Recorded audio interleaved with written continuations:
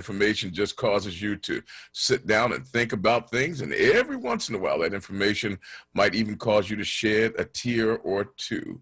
But we'll be talking about it all, and we'll be starting this program off today talking with you. You're going to be our first guest of the program because I really want to get your thoughts about some things. I really have to get your thoughts about some things, and I'm hoping that you're willing to put on the old thinking cap, as we used to say back in grade school, and do some thinking about some stuff, particularly in the area of race.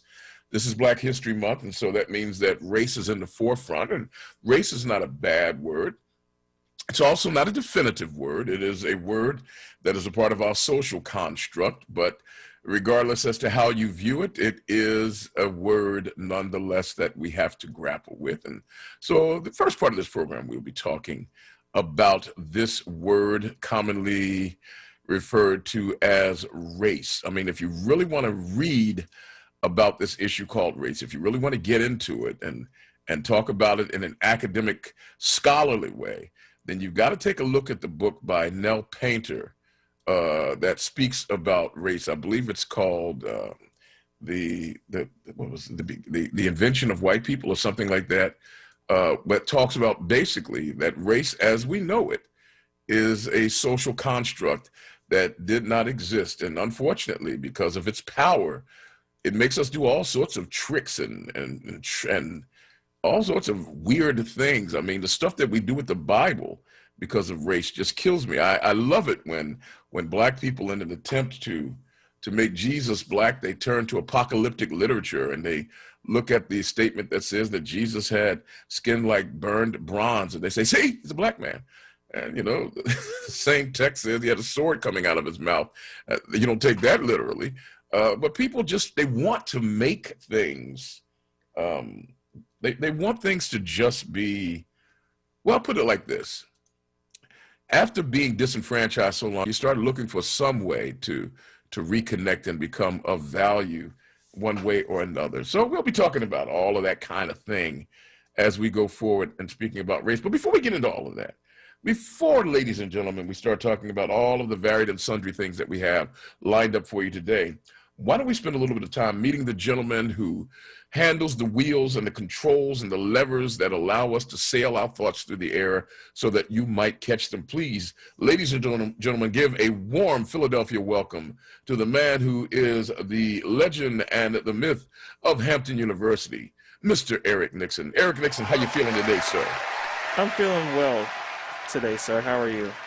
I'm fine. Now, is it my sound or is it? No, I'm wearing a mask. Oh, you're wearing? Oh, you still have your mask on? Okay. Yes, I do. Man, see, you made me think that I was going deaf. And the doctor said I was okay, and you made me think I was going deaf. I understand. And try not to do that again, man. Is that better? Scared. That is a lot better. You sound clear now. Okay, back to this. It was Valentine's Day over the weekend. How did you deal? What did you do? I'd be curious to hear a lot of people's alternative stories to their Valentine's Day activities, that they were stuck inside, or if they chose to still try to make something of outside activities during this icy weather and quarantine. So let's say it was relaxing. Yeah, I tell you, personally. it is icy. I mean, the weather has not been friendly. The weather has not at all been accommodating to any of our intents. But the amazing thing is that they're saying that more and more people are seeking long-term relationships since the pandemic started. I guess it makes sense when you really think about it. People cannot distract themselves the way they used to, and so now they're looking for something meaningful, something that is real. And they can't run the streets for booty calls. What was that last part? Did you say? They're Reverend for pizza calls. Did you say beauty calls? I said pizza calls. Oh, okay. I thought you said beauty calls, as in going to the beauty shop, because I know you would not have said anything other than that, you see. Yes. Oh, all right. Well, I tell you, speaking of people who are people wanting long-term relationships, do you ever watch the television show The Bachelor? Do I? Oh, you watch it? Okay. Oh, yes. Oh, my goodness. Seriously? Yeah, Man, my significant other loves that series, and she has been schooling me on I don't know. the different ways each season, like the nuances, like oh they have this particular action happen every other season, and I don't it's all that other understand kind of stuff. So how. this is my first season watching from beginning to. I hope to see this through to the end. Well, now, and this brings us into our first topic of the day, so we might as well go and get started. Ladies and gentlemen, if I were you, I would get my fingers warmed up because you might want to call after we start talking about this. First story of the day, and we've got some special guests coming up, and I'll share with you the special programming for this week. But the first story that I have actually on my list is The Bachelor. Now, I have never watched an entire segment. I've tried to watch it, but for the life of me, I cannot get into a show with a bunch of strangers swapping spit like German shepherds at a dog Of park. course, that's the thing you would want to focus on, even though that's technically true. I mean, you barely know these people, and the next thing you know, you're in their mouth like a dentist. First, I'll run this by you then as a question because I know you do Please. counseling for couples, long-term couples for Yes. marriage and everything like that. But I doubt you do any counseling for someone. I love this man. How long you know? I love this woman. How long you know them? Oh, man, all the time. I do it all the I time. met him yesterday, Do it and all I'm the just time. smitten. Has anyone come? Yeah. Has anyone come to you and say, "Oh, we want to get married"? When did you meet? Oh, Yesterday. yeah. I've had people come. We want to get married. Okay, how long have you known each other? 6 weeks. Okay, well, I come didn't. back see me in 6 months. I didn't say. No, I'm not. you said 6 weeks. I said a day. Shoot, man. People look. I do not. I tell people all the time. I do not doubt that you feel what you feel. But I'm here to tell you that your feelings are not definitive. They're just descriptive. You Are know. you invalidating the feelings of human emotion that could span within a 2 month period of time? Flip Wilson said the immortal line that love is a feeling that you feel when you're about to feel a feeling that you never felt before, and I accept that as being true. But feelings are not definitive. Feelings like a brick. A brick is real. A brick is substantial. But if it's hurtling through the air, you can't stand on it because it's just not substantial enough. Feelings are flying. They don't have root Okay. normally. So here's where the new thing I'll spin you. So for And we still haven't gotten to the real story about Bachelor yet, but go but ahead. this is framing up the conversation about. I think it's framing up the conversation. When I saw it on our rundown for the day, and I did a bit of reading because I already been watching it, so I'm Uh-huh. abreast of the situation. But when I Googled it. I Googled Okay. The Bachelor just to see where we were going with it, and I already know where we're going with it because that's the Yeah. headline story when you Google this particular Yeah. situation. I'm not going to talk about that right now, but Yeah. the idea of putting human beings in an incubator for about 3 to 4 months, probably like 2 to 4 months, I think is the length of time they do Yeah. this. How long do they? I mean, just for those who've never watched it, I mean, The Bachelor is a television show, and Eric, you flesh it out, where a person is chosen to be the Bachelor, or as it has become the case in recent years, the Bachelorette, a single person, and they link this person to maybe 12 or 20 other people, some ridiculous number, and they're supposed to wade through these people, and at the end of the season, they're supposed to pick one of them to be their wife or their husband.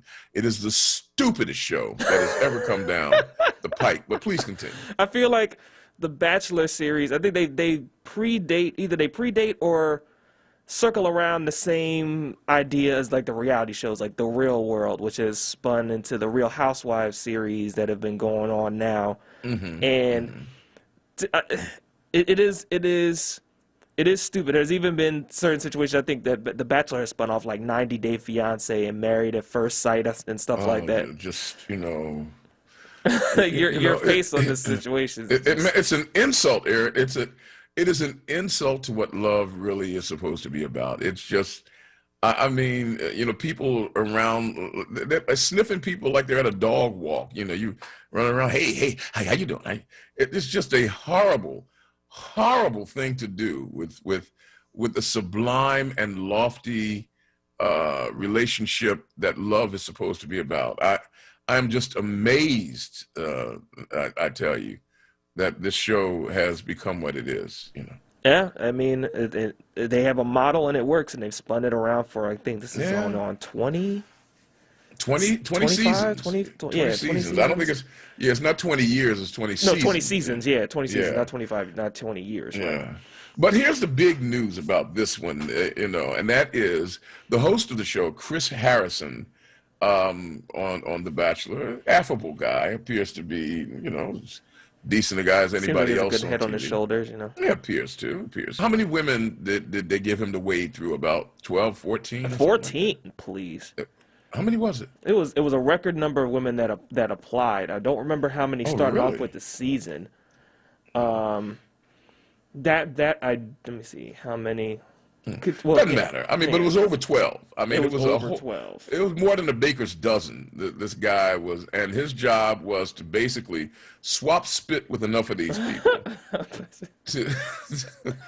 Well, that's what it is. I mean, so that he can come to the place where 32 this there season. were 32 women? Yeah. And what's funny is a few episodes ago they took off, so at a certain point they had already eliminated about 5, then they added Okay. 4 more during the season. Well, I mean, here's the thing. I mean, it used to be, of course, it started off as The Bachelor. It was a white male, and they would have a bunch of women, and maybe 2 of them would be black or something like that. And the black women or the black people on the show, in The Bachelorette, they'd have maybe 2 or 3 black guys. And the black people on The Bachelor were just like black people in horror movies. They were going to be the first people dead. They're out, in a heartbeat. Now, they're normally not first, because normally you get rid of a couple of white people so that you won't be racist. And then right after that, Jamal and, and LaFontaine, you gone. And they give you a rose and all of this madness. It's juvenile foolish, but it's very popular for some reason. Well, here's the deal. What happens now is that you've got a black bachelor, and these women, and look, there's a whole bunch of white people in America who, I don't care how many commercials you show them with interracial couples, they still ain't used to it. They still can't get there. They still got a problem. And there's some people who still got issues. And this black man, of course, is not only is he, giving the 23 rub down to these young white ladies on the show, making folks mad, then he's dismissing them. He kicks them off, and I mean, it is what it is. But race is going to be an issue, and then it comes to a head. Find out. Now, am I correct in this, that the young lady that this gentleman, his name is Matt James. I don't know any black man named Matt James. I mean, that's like, Okay. Matt James. I mean, that name comes right out of the deep suburbs. I mean, hi, Matt James.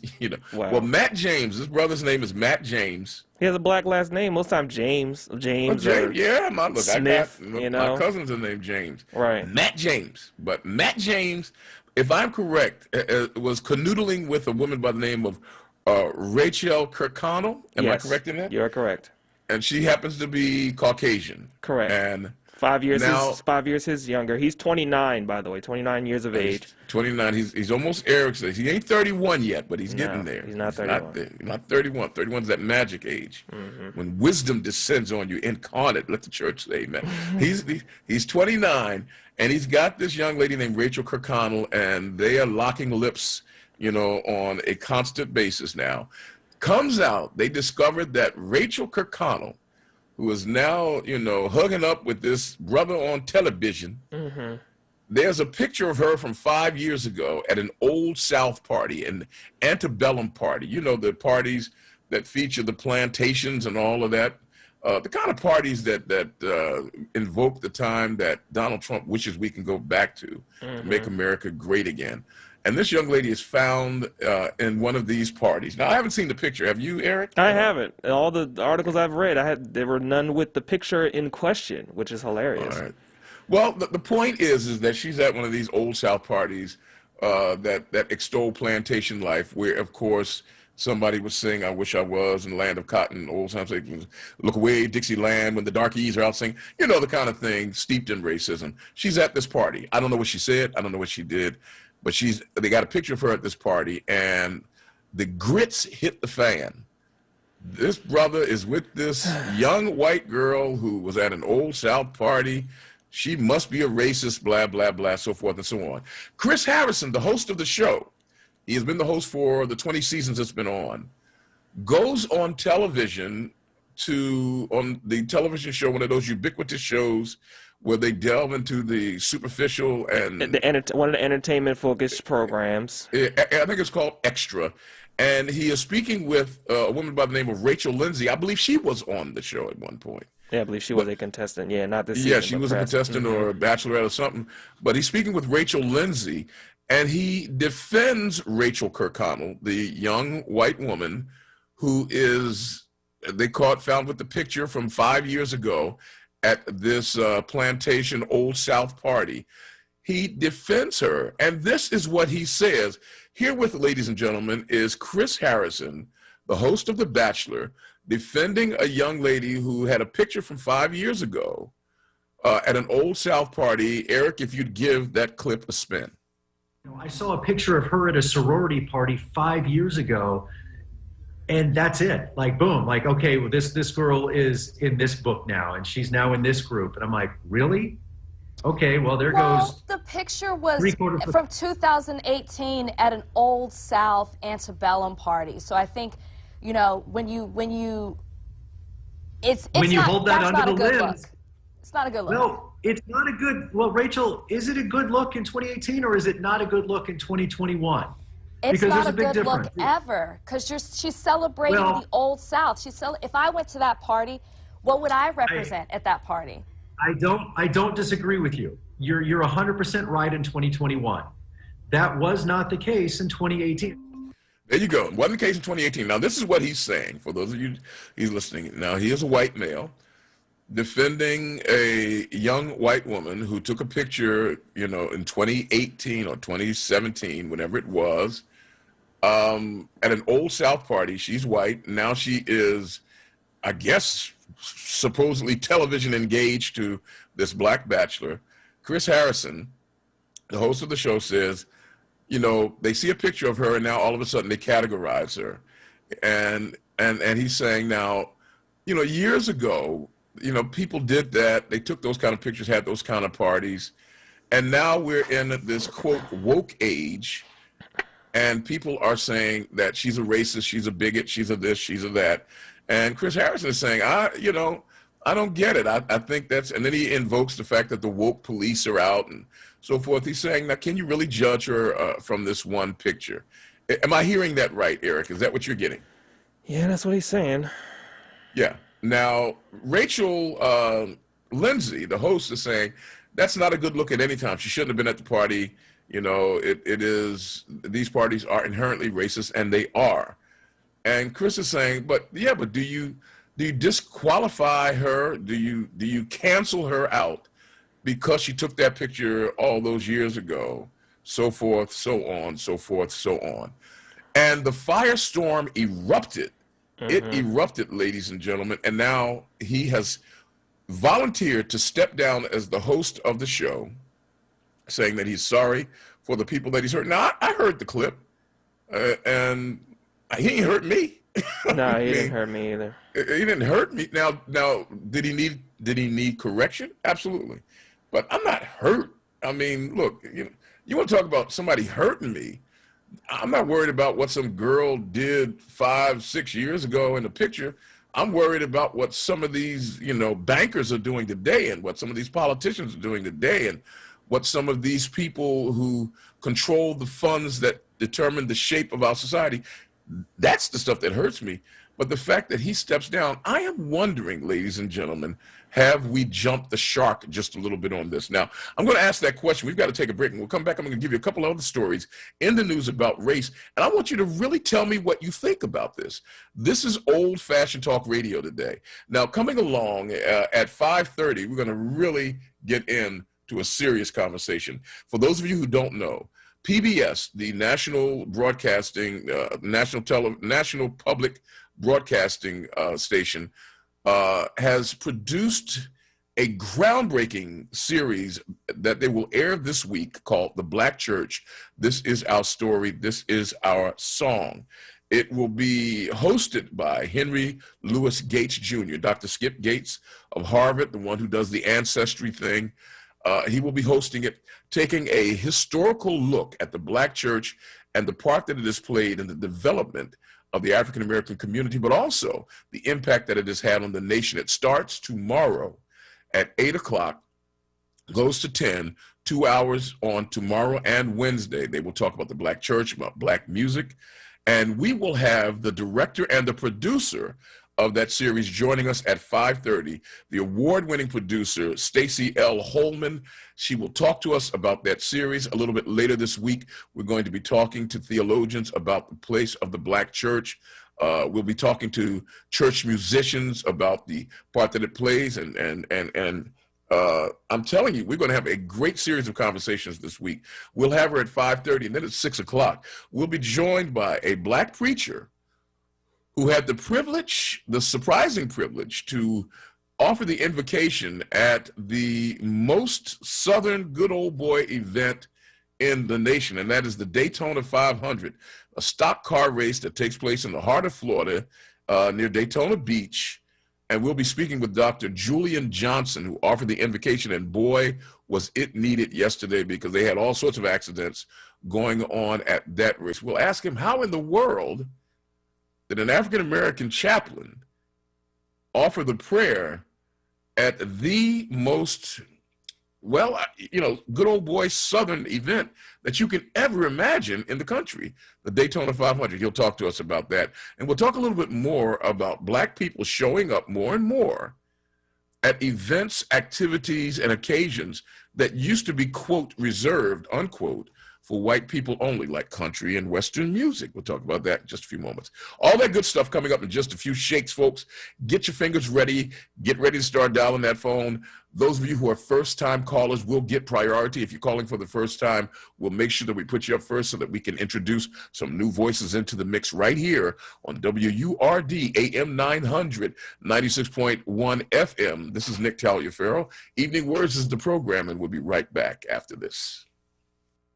What's up, everyone? I know you know the word, no, not the station, but this word, J-O-B, that is. And our friends at Amoroso's Baking Company are hiring right now. Amoroso's has been baking the delicious bread in our community for over 100 years, and they want you to join their team today. The old and the young love Amoroso's, and they are hiring right now. Check it out. They offer fair pay and provide health, dental, and prescription plans after 90 days employment. Call 856-754-0355 or visit amorososbaking.com for details. Listen to Laborers Live. We created the weekend, we created the 40-hour work week. We just want enough to feed our family, be able to send our children to college, and let our next generation do better than we did. To people that might have forgot how important unionism is in a country like the United States. People now infringing on our 8-hour work day, trying to work people more than 8 hours without overtime, trying to work people without benefits. In the long run, everybody's getting a fat paycheck except the worker. So this is really a wake-up call for America. The struggle is continuous. Tune in to Laborers Live every Friday from 4 to 5 p.m. Sponsored by LESIT, the Laborers Employers Cooperation Education Trust of the Laborers District Council of Philadelphia and vicinity. Local 332, Sam Staten Jr. Business Manager. Local 57, Esteban Vera Business Manager. Local 135, Dan Woodall Jr. Business Manager. Local 413, James Harper Jr. Business Manager. The Laborers District Council, Ryan Boyer Business Manager, and Tony Staten, Executive Director of LESIT. WURD Radio is independent Black media, and we're able to stay independent because of our onWURD movement and members like you. Treat yourself to the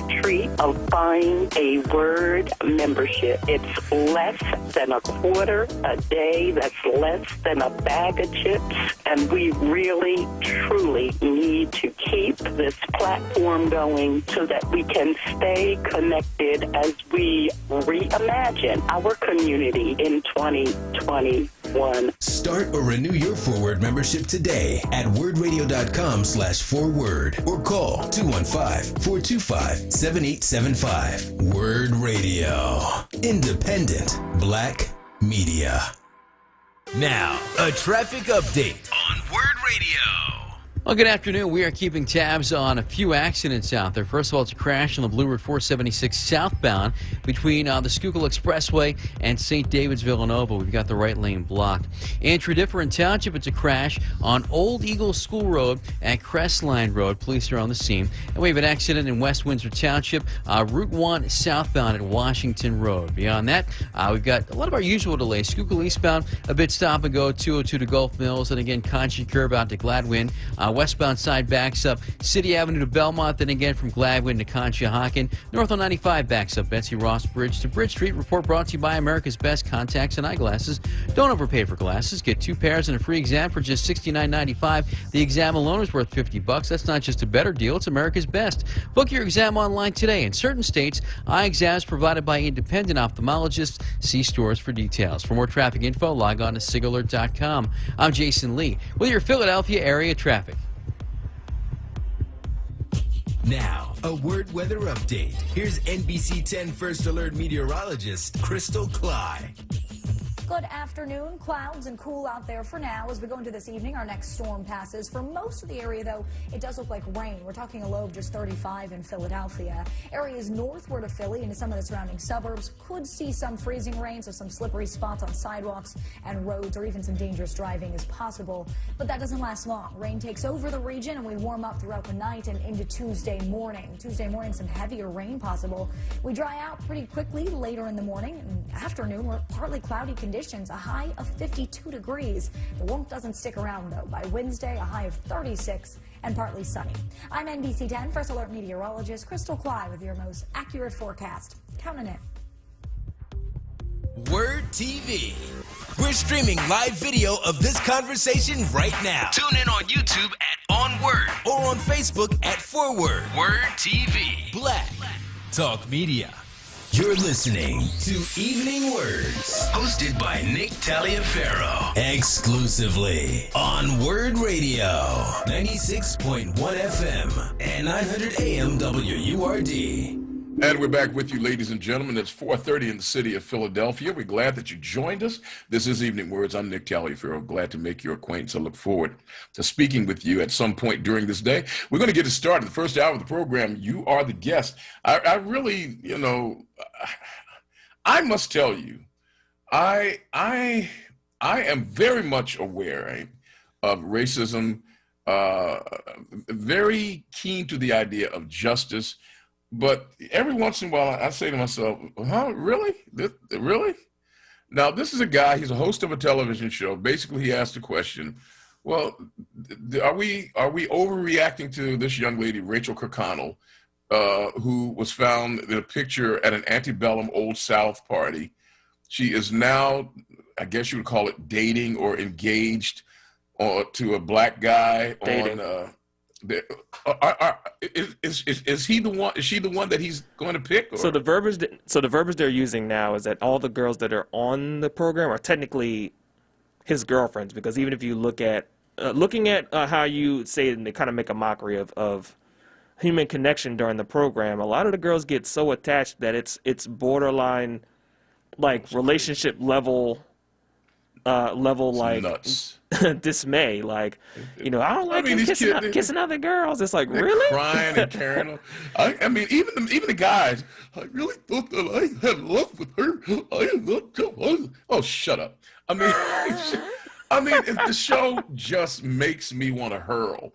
I mean, but having said that, people like it, people are watching it, and people have the right to watch and like what they do. But this guy, play that clip one more time. This is what he said that led people to be offended. Now, see, here's my thing. I'm not saying that what he said was right. I'm simply saying that what you want to do is you want to educate people. You want to correct people. You want to help them to become better. You don't want to just necessarily, kick people out and throw them away. Play that clip one more time, if you would, Eric. I saw a picture of her at a sorority party 5 years ago. And that's it. Like, boom. Like, okay, well, this girl is in this book now, and she's now in this group. And I'm like, really? Okay, well, there goes. The picture was from 2018 at an Old South antebellum party. So I think, when you when you hold that under the lens. It's not a good look. Well, it's not a good. Well, Rachel, is it a good look in 2018 or is it not a good look in 2021? It's because not there's a big good difference. look ever, because she's celebrating the Old South. If I went to that party, what would I represent at that party? I don't disagree with you. You're 100% right in 2021. You're 100% That right. was not the case in 2018. In 2018. Okay, you're 100% right. So he got some learning to do. No question, he's got some learning to do, and I think that people should help him to learn. The idea of him going off the show, it misses the point. You fail to take advantage of the opportunity here. I don't sense that he's the enemy. I sense that he's a guy who is just, what'd you say, Eric, there? He is not. Yeah, he's a guy who needs to learn some things, which he admitted. And I don't get it. Now, while we're talking about it, we'll get right to the callers, 215-634-8065, 215-634-8065. Did his words make him a racist? You tell me what you think. Did her appearing at the party make her a racist? You tell me what you think. Is this show stupid? Yes. Stop it. Oh, my gosh. It is.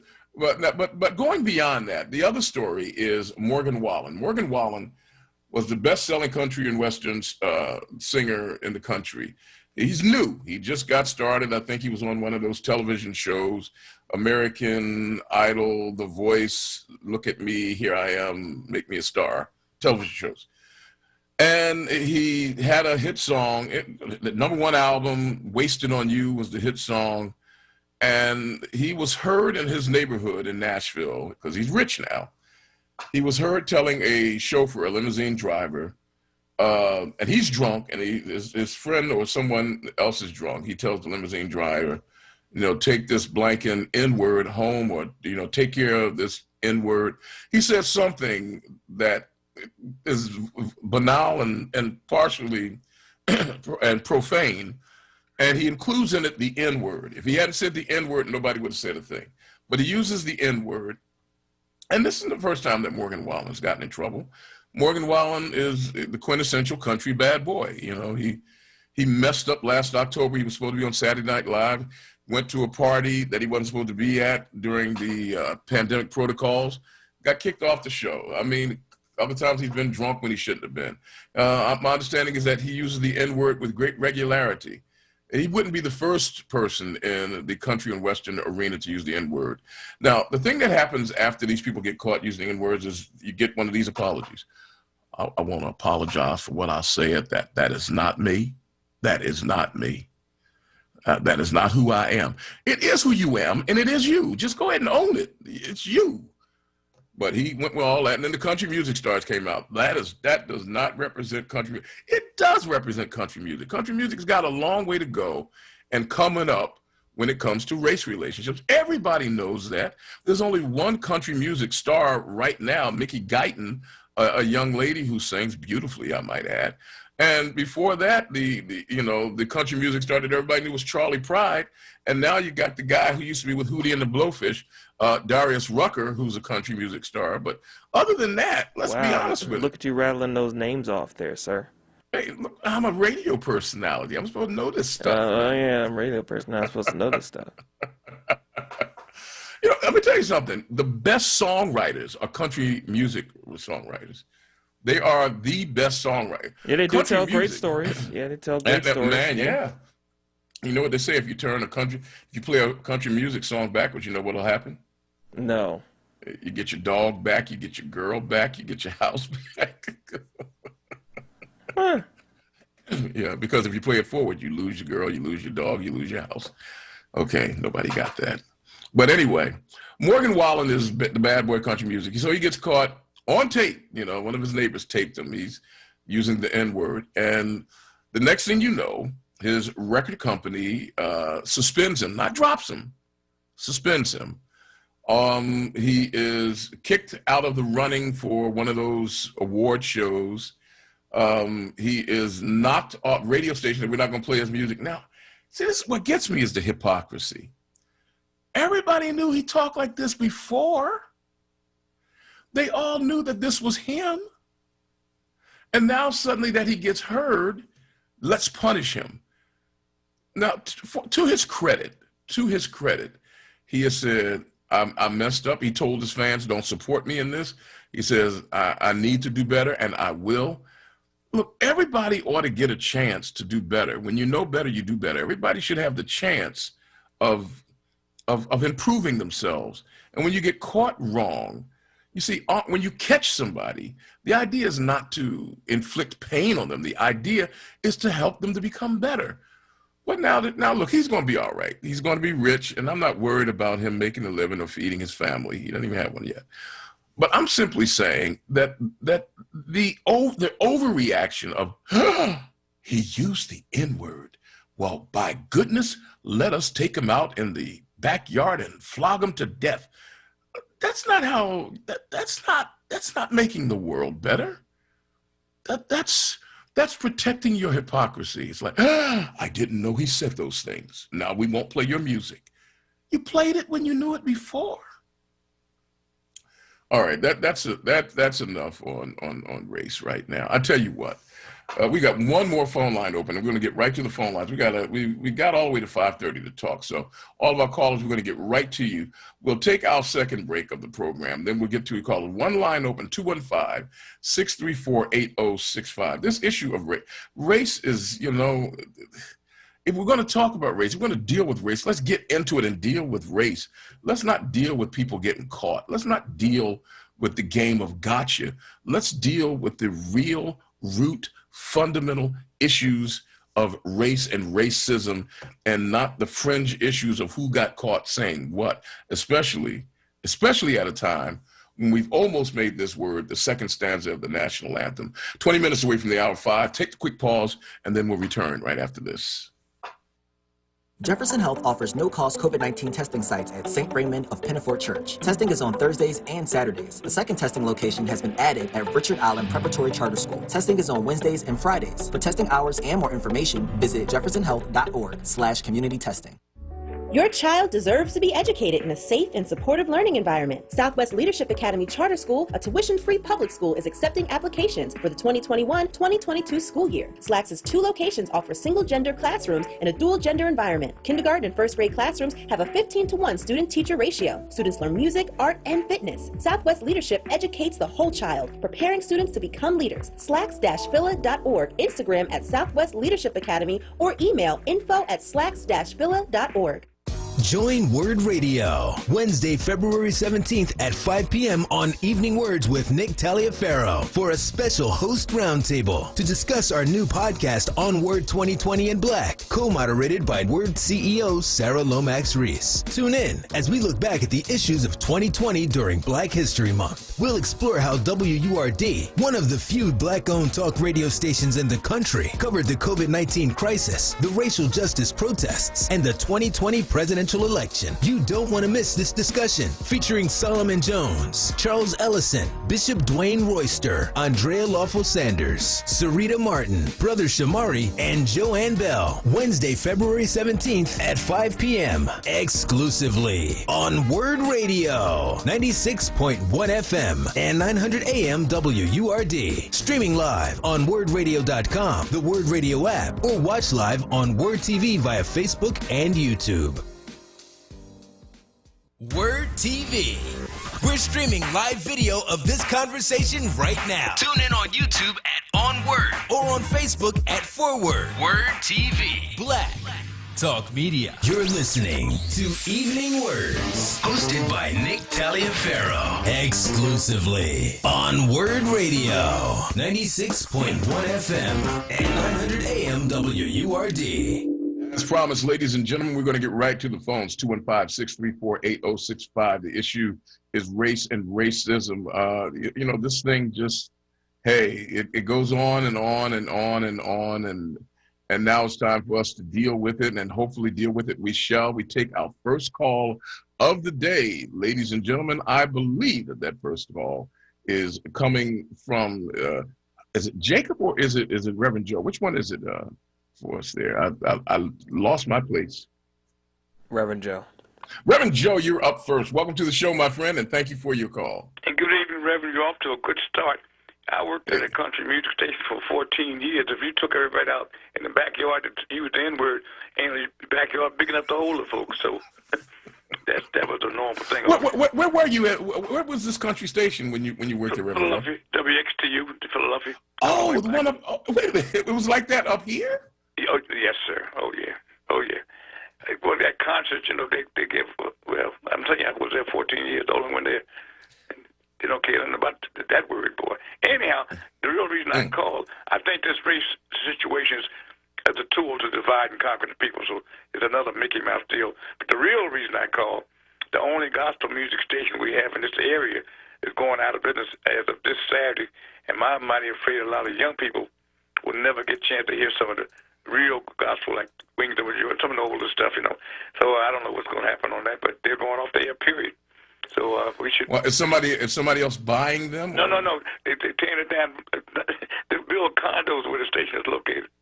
Oh my, yeah. I mean, and that's that's all the more reason when we think of WURD, people take for granted the existence of WURD. But let me tell you, it has been a massive heroic effort on the part of the Lomax family and the leadership of the station to maintain the presence. It is hard to keep a station alive and running, and nowadays with the internet and everything else, music is. But we're going to be talking about music. Look, we want to make sure we get to you because on Thursday, music is going to be the conversation. And you didn't have an email, so I got to call you. Okay, do it the old way. Two tin cans of the string. So that Thursday, what time? I'll let you know. I'll give you the full rundown. Right, but it gets this serious because they're taking gospel music stations off the air all over the country. I mean, this is our history going being dismantled right in front of our eyes. No question. No question. We need to be serious. So keep doing what you're doing. Thank you, sir. It's always a pleasure to have you on board. Yeah, the country music station. I didn't realize. I remember WXTU. I remember that being. I remember when country music became the fastest growing format in the country.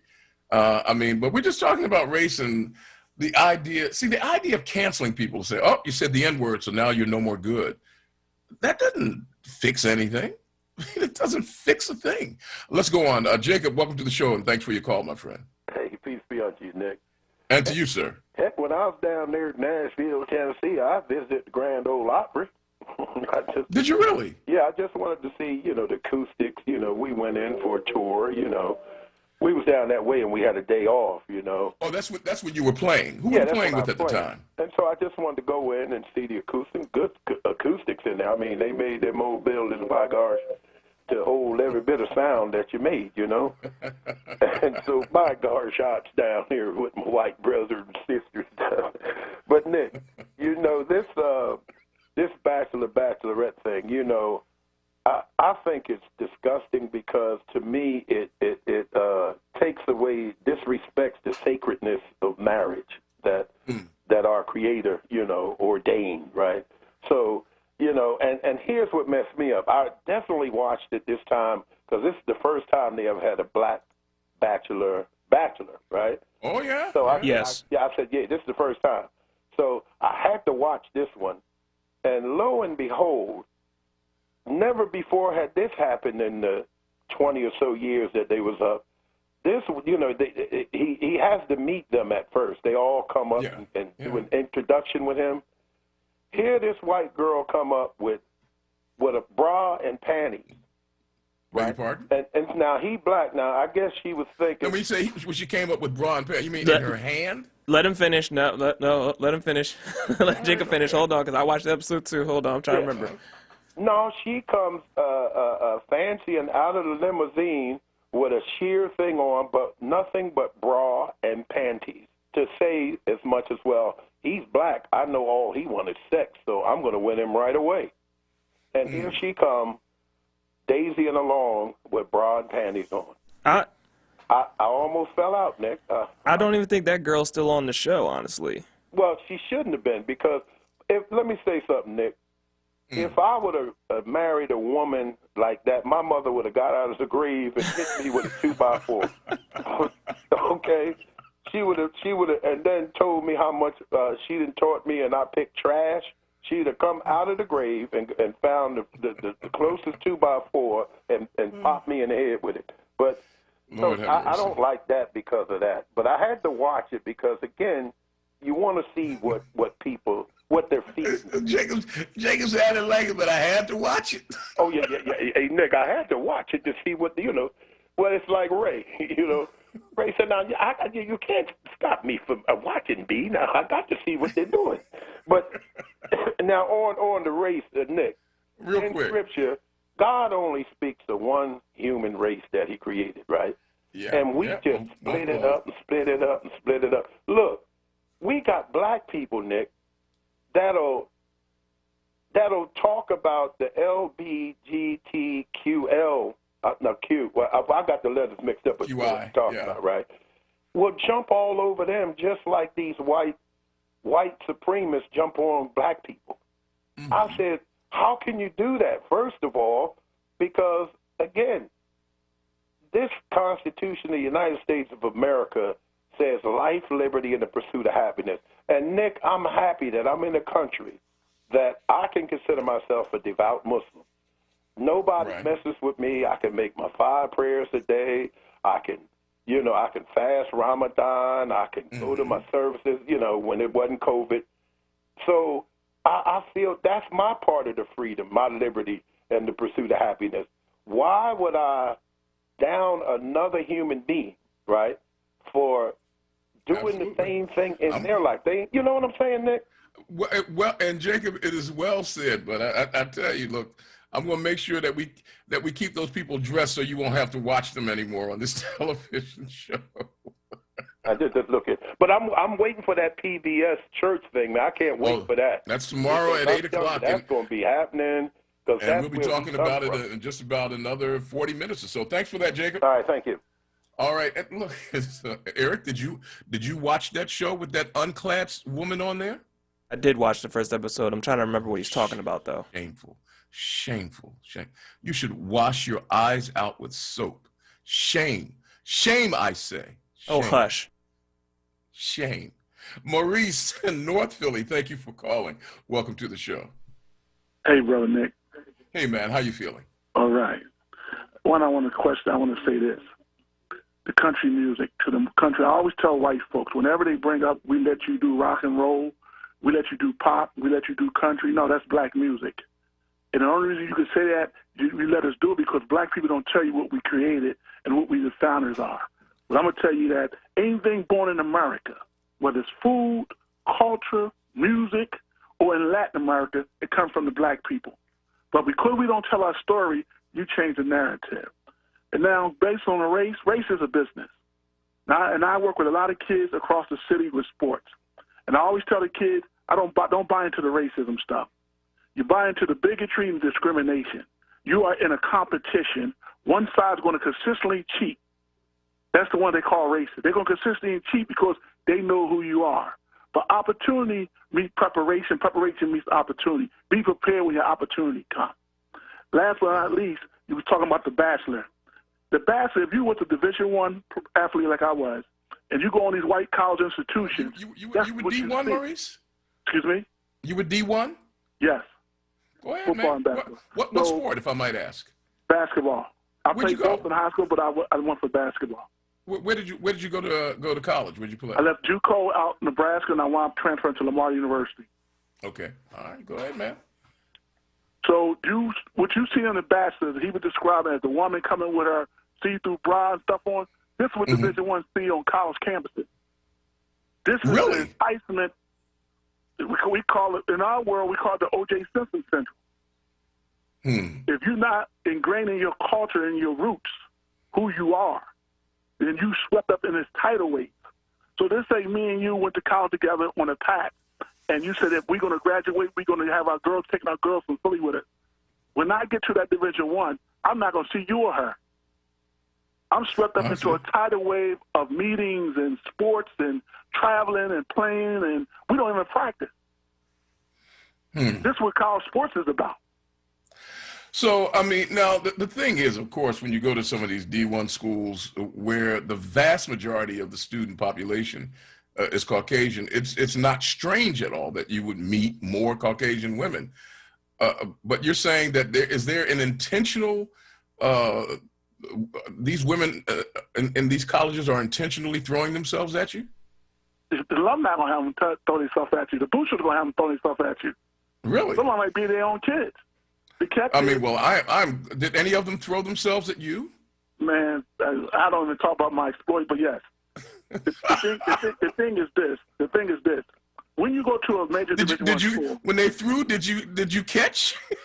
No, I was into, because it was a fear of what was going on down there. I was chasing the assistant.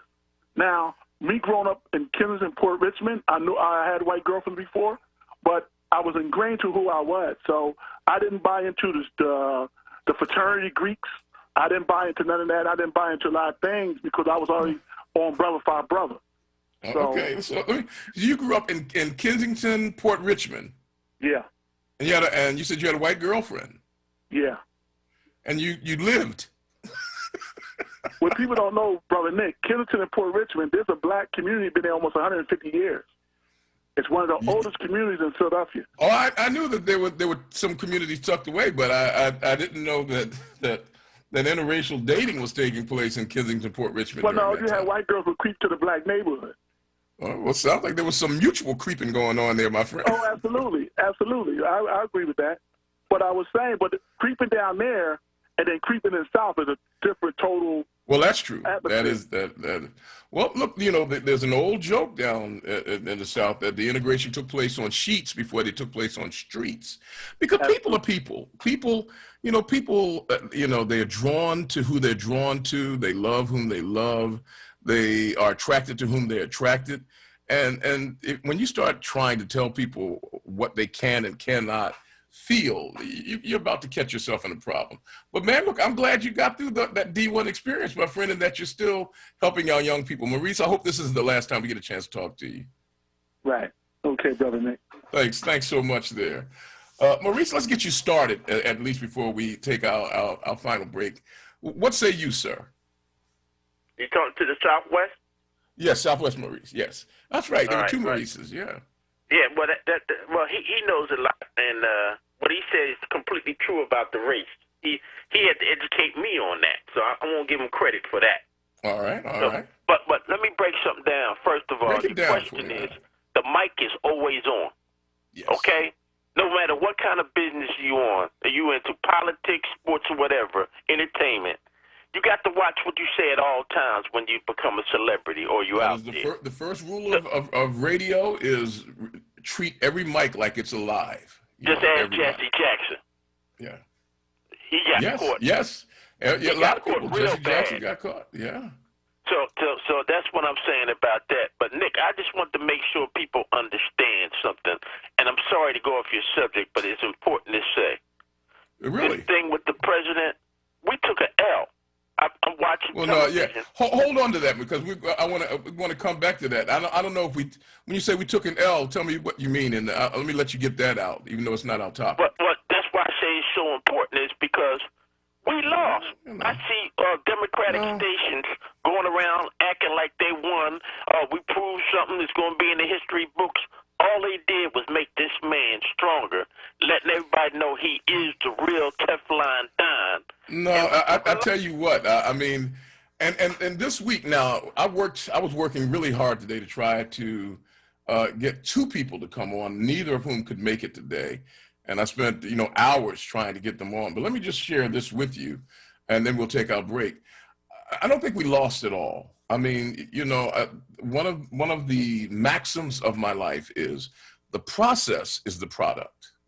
We often start looking at the product, at the end result, and saying that's what we want.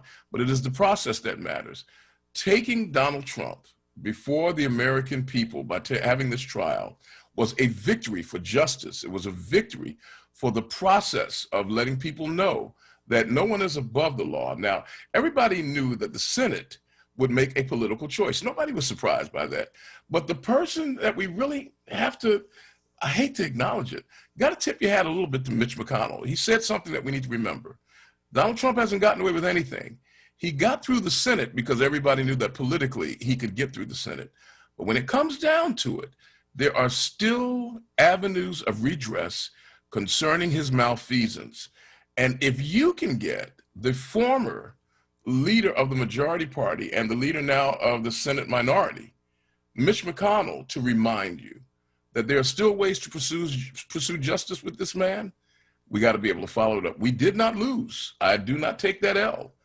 Now, we may not have gotten all the victory, but we got to be able to celebrate the small victories that we did get. Maurice, I appreciate that. When we come back, we'll continue our conversation. Got a couple of other items to bring before you right here on Evening Words with Nick. This is WURD AM 900, 96.1 FM. We'll return after this.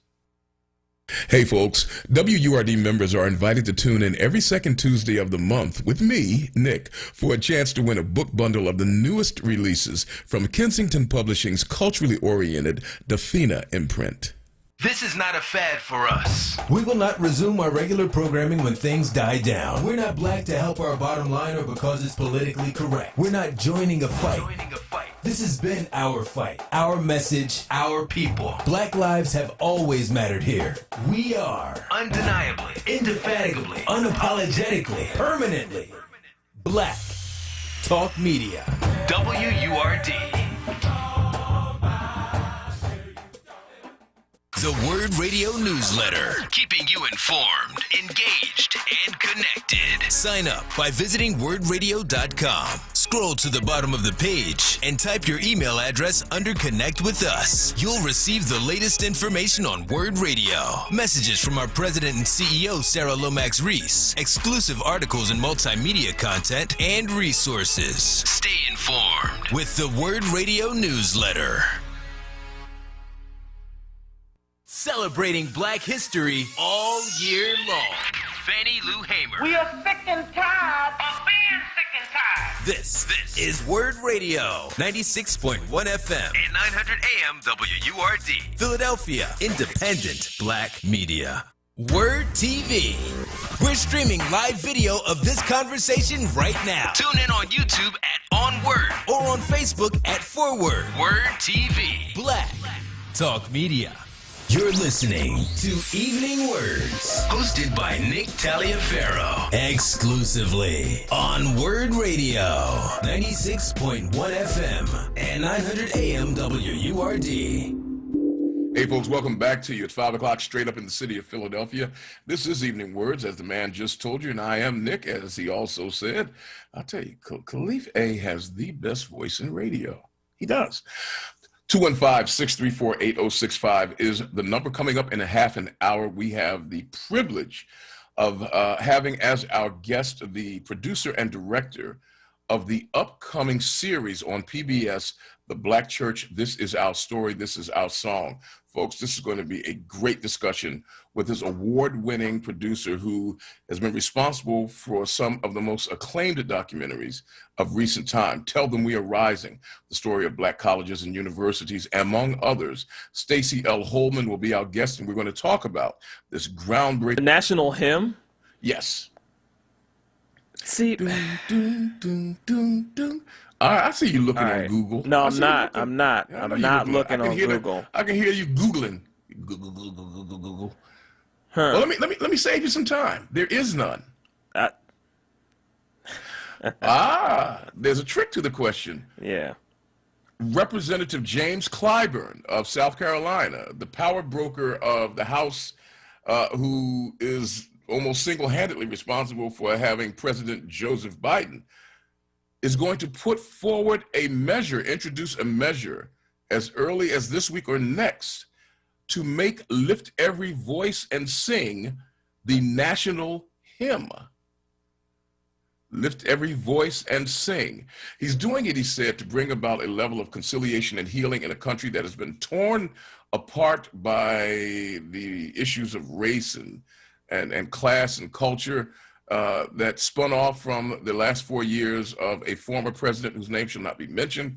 He is going to introduce this song that we now call the Black National Anthem to become the national hymn of America. Lift every voice and sing till earth and heaven ring with the harmonies of liberty. Everybody will stand and sing that song at the same time as the national hymn. Back to the phone lines. Tell me what you think about that as well. 215-634-8065. Abdul, thank you for waiting and welcome to WURD. Yes, what is the topic, Brother Nick? Beg your pardon, sir? what is the topic? Oh, you're not. I tell you what. Hold on. Listen a little bit longer, and then you'll check. You'll be able to hear what that topic is. That'll allow you to compose your thoughts. We're going to go right to George real quick, and then we'll come back to you, Abdul, after you hear what the topic is. We've been talking about the issue of race, especially as it was concerning what happened with this television show, The Bachelor, that Eric loves so much. Let's go to George in West Philly. George, thank you for your call. Welcome to the show, Abdul. We'll come back to you. George? Yes, yes, sir. Nick, good evening to you and the Word Radio family. All I want to say is two things. Number one, we got to support this station. And, you know, I don't have a lot of money, but I send $25 whenever I got 25 to give it up. I give it up. Number two, we don't have to do anything, but with this guy, Donald Trump, is defeat him again. We beat him once. Let's beat him again. Don't be afraid of what's going on with him and his rhetoric out there. We got him, man. You know, I don't think it's him that we're concerned. It's not Donald Trump that is to be concerned about or to be feared. It is what he represents. It is the spirit that led to the rise of Donald Trump. You know, Donald Trump. We got him in a corner. Nikki painted himself in a corner. All we got to do is vote. Well, that's true. But the thing is, you can vote out a person. You can't vote out an idea. We don't worry about ideas, Nick. Let's get rid of him. Not an idea. We know. I know segregation. I was, when I left boot camp, I was a Marine Corps in 1957. They told us when you leave the base, it's segregated, man. I've been there. Well, but you've got to worry about ideas, you see, because ideas are the things that give strength to people. You and me disagree, man. All we got to do is vote. Well, Nick, yes, I'm not saying that. I'm not saying not to vote. The point that I'm making is, and I appreciate your call. The point that I'm making is that voting out a person is one thing, but it is the idea that gives rise to the person that you have to grapple with. What is it that made Donald Trump so popular that 70 million people were willing to vote for him? You can't vote that idea out. You've got to root that out. You've got to work that out. And so that's what I'm saying when I say that that we've got to do more than simply vote out a person. I appreciate that, man. I appreciate it with all of my heart and all of my soul. Let's see if Abdul is ready to speak with us. Abdul, you got it together now, man? We look forward to hearing from you. Yes, I got it. Yes. All right, my friend. I got it. Because always listening to you, but I came in on the tail end, and I just heard Jacob Not a problem. Yeah, but I was going to say, like you were saying, once the root is cut, once you cut the guys like Ted Cruz, that Tea Party, fraction of the Republican Party, and the Freedom Caucus of the Republican Party. Once you cut them two roots out, and then the Republican Party can get back to, whoever has the heart to go against corporate sponsors, right? Whoever has the heart, because I don't know who has the heart.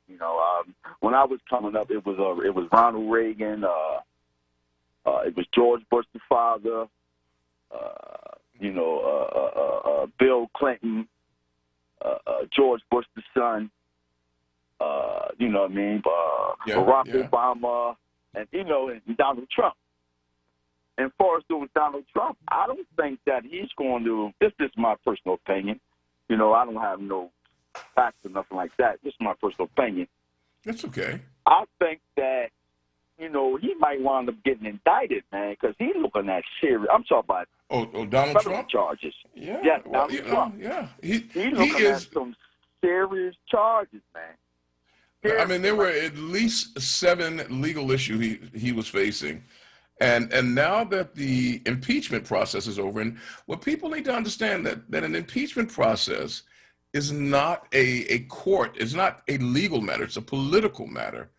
And now that we've exhausted that, we can get to the real thing and ask ourselves whether or not he can be prosecuted in a court of law. And if not about that, he's still got several women who are prosecuting him for defaming them. One woman that supposedly he sexually assaulted, he defamed her, and then had the nerve to add, "She's not my type." In other words, yeah, I might have sexually assaulted some people, but not her, because she's not my type. The man just does not think sometimes. But yeah, but he got the taxes. That's the. He's looking at tax fraud. He's looking at all kinds of this from. He's got a bunch on him. He's got a bunch on him. The state of New York. State of New York alone. And then the state of Georgia was trying to get the one who was running the polling in Georgia to overturn the vote in Georgia. That's a serious crime, man. That's a serious crime. Look, he's got a lot. He's facing a lot. I mean, and so I'm not so much. First of all, I think that there's a very vocal group of people who support Donald Trump, and if you let them, you will allow yourself to believe that because they make so much noise. It's a lot of them.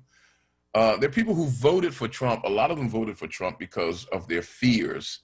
And once those fears are alleviated, they will not. There's some who voted for Trump after this trial in the Senate. They realized that that was a misplaced vote, that this man, Donald, and I say this as a spiritual leader and a theologian, Donald Trump is evil. And people are realizing the depths of depravity to which that evil will shrink. When you hear, and I thank you for the call, my friend, but when you hear that conversation that Donald Trump had with McCarthy, Representative McCarthy, McCarthy called him during the assault on the Capitol, and Donald Trump answered McCarthy, and McCarthy said to him, "Mr. President, call your people off. You gotta go on media, and you've got to tell your people to stop." And Donald Trump says, "They're not my people. I mean, they just happen to have on his hats, carrying signs, and went charging through the building saying, 'We're fighting for Trump.'" But Donald Trump says, "They're not my people. These are the same people that he said a few minutes later, a couple hours later, 'We love you, you're special.'" And before the assault on the Capitol, he said to them, walk down Pennsylvania Avenue, and I'm going to go with you." He didn't go anywhere because he doesn't have that kind of courage. He ain't built like that. But he denies them. "They're not my people." Then McCarthy said, "Listen, they are your people. You need to call them off. They're destroying the building, blah, blah, blah." And then Donald Trump says, "Well, I guess they are more upset about having this election stolen than you." I mean, the kind of evil that, I can almost see him, ringing, rubbing his hands together going, "Boo." I mean, it's just, it's frightening to behold this man. But there are people who are seeing the evil now for the first time, and they're recognizing that Donald Trump is reflective of a deep level of human illness. You've got to do some research on this. One of my guests that I've had on quite a bit from Yale University, she is a psychiatrist, has stated unequivocally, has written about it and put the evidence forward to prove it. She says that Donald Trump is mentally ill. And by mentally ill, that doesn't mean crazy, but that there's something wrong there. There's something pathological about this man. Everybody talks about his narcissism.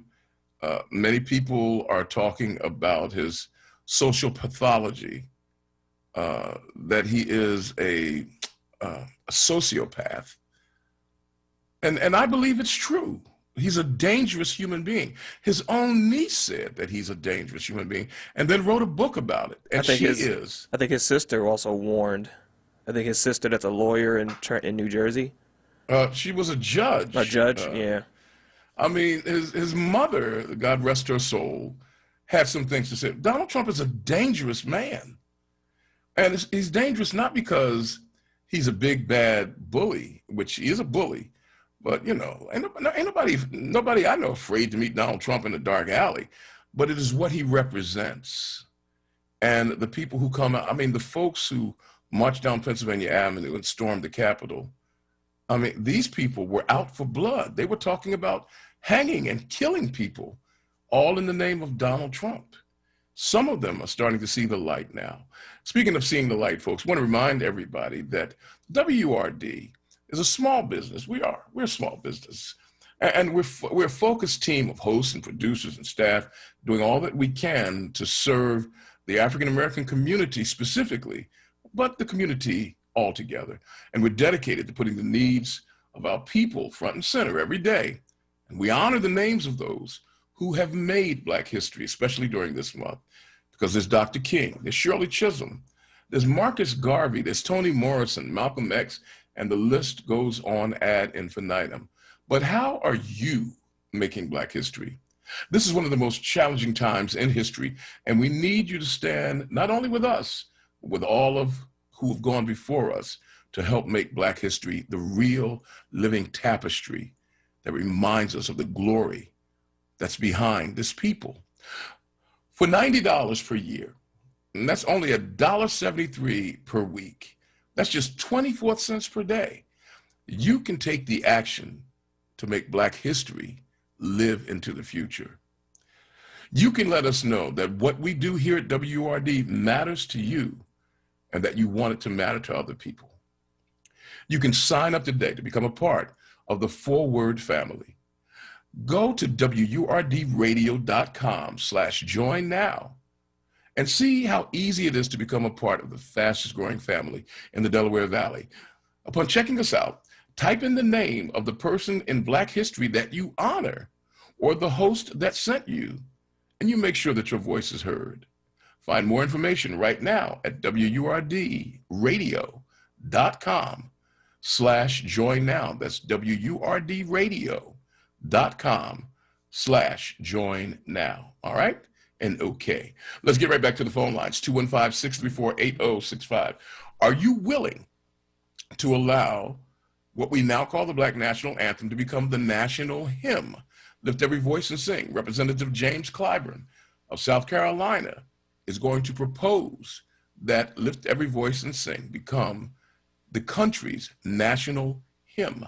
We go to Sadie now in Sharon Hill. Sadie, thank you for calling and welcome to the program. Yeah, hi, Nick.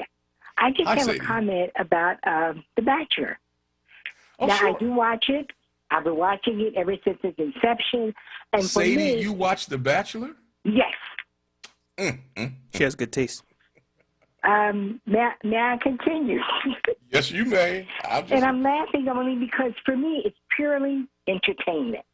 You know, of course, I get into it and I'm like, okay, I hope he picks this one, or when it was The Bachelorette that she picks that one.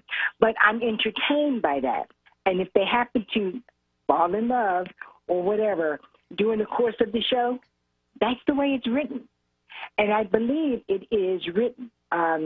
Sometimes I just get a little annoyed with the fact that these are grown women, but yet and still they're girls. You know, they live in the house. The girls And some of them are quite silly. They are, but I laugh, and I'm like, I don't believe she said that or she did that. For me, it's purely entertaining simply because we have, and when I say we live in this skin every day. We know what's going on in the world, in our cities, and I think it's such a burden, if you will, to carry so much with you every single day. When we look at things through the prism of race, for me, it can be exhausting if I allow it to be.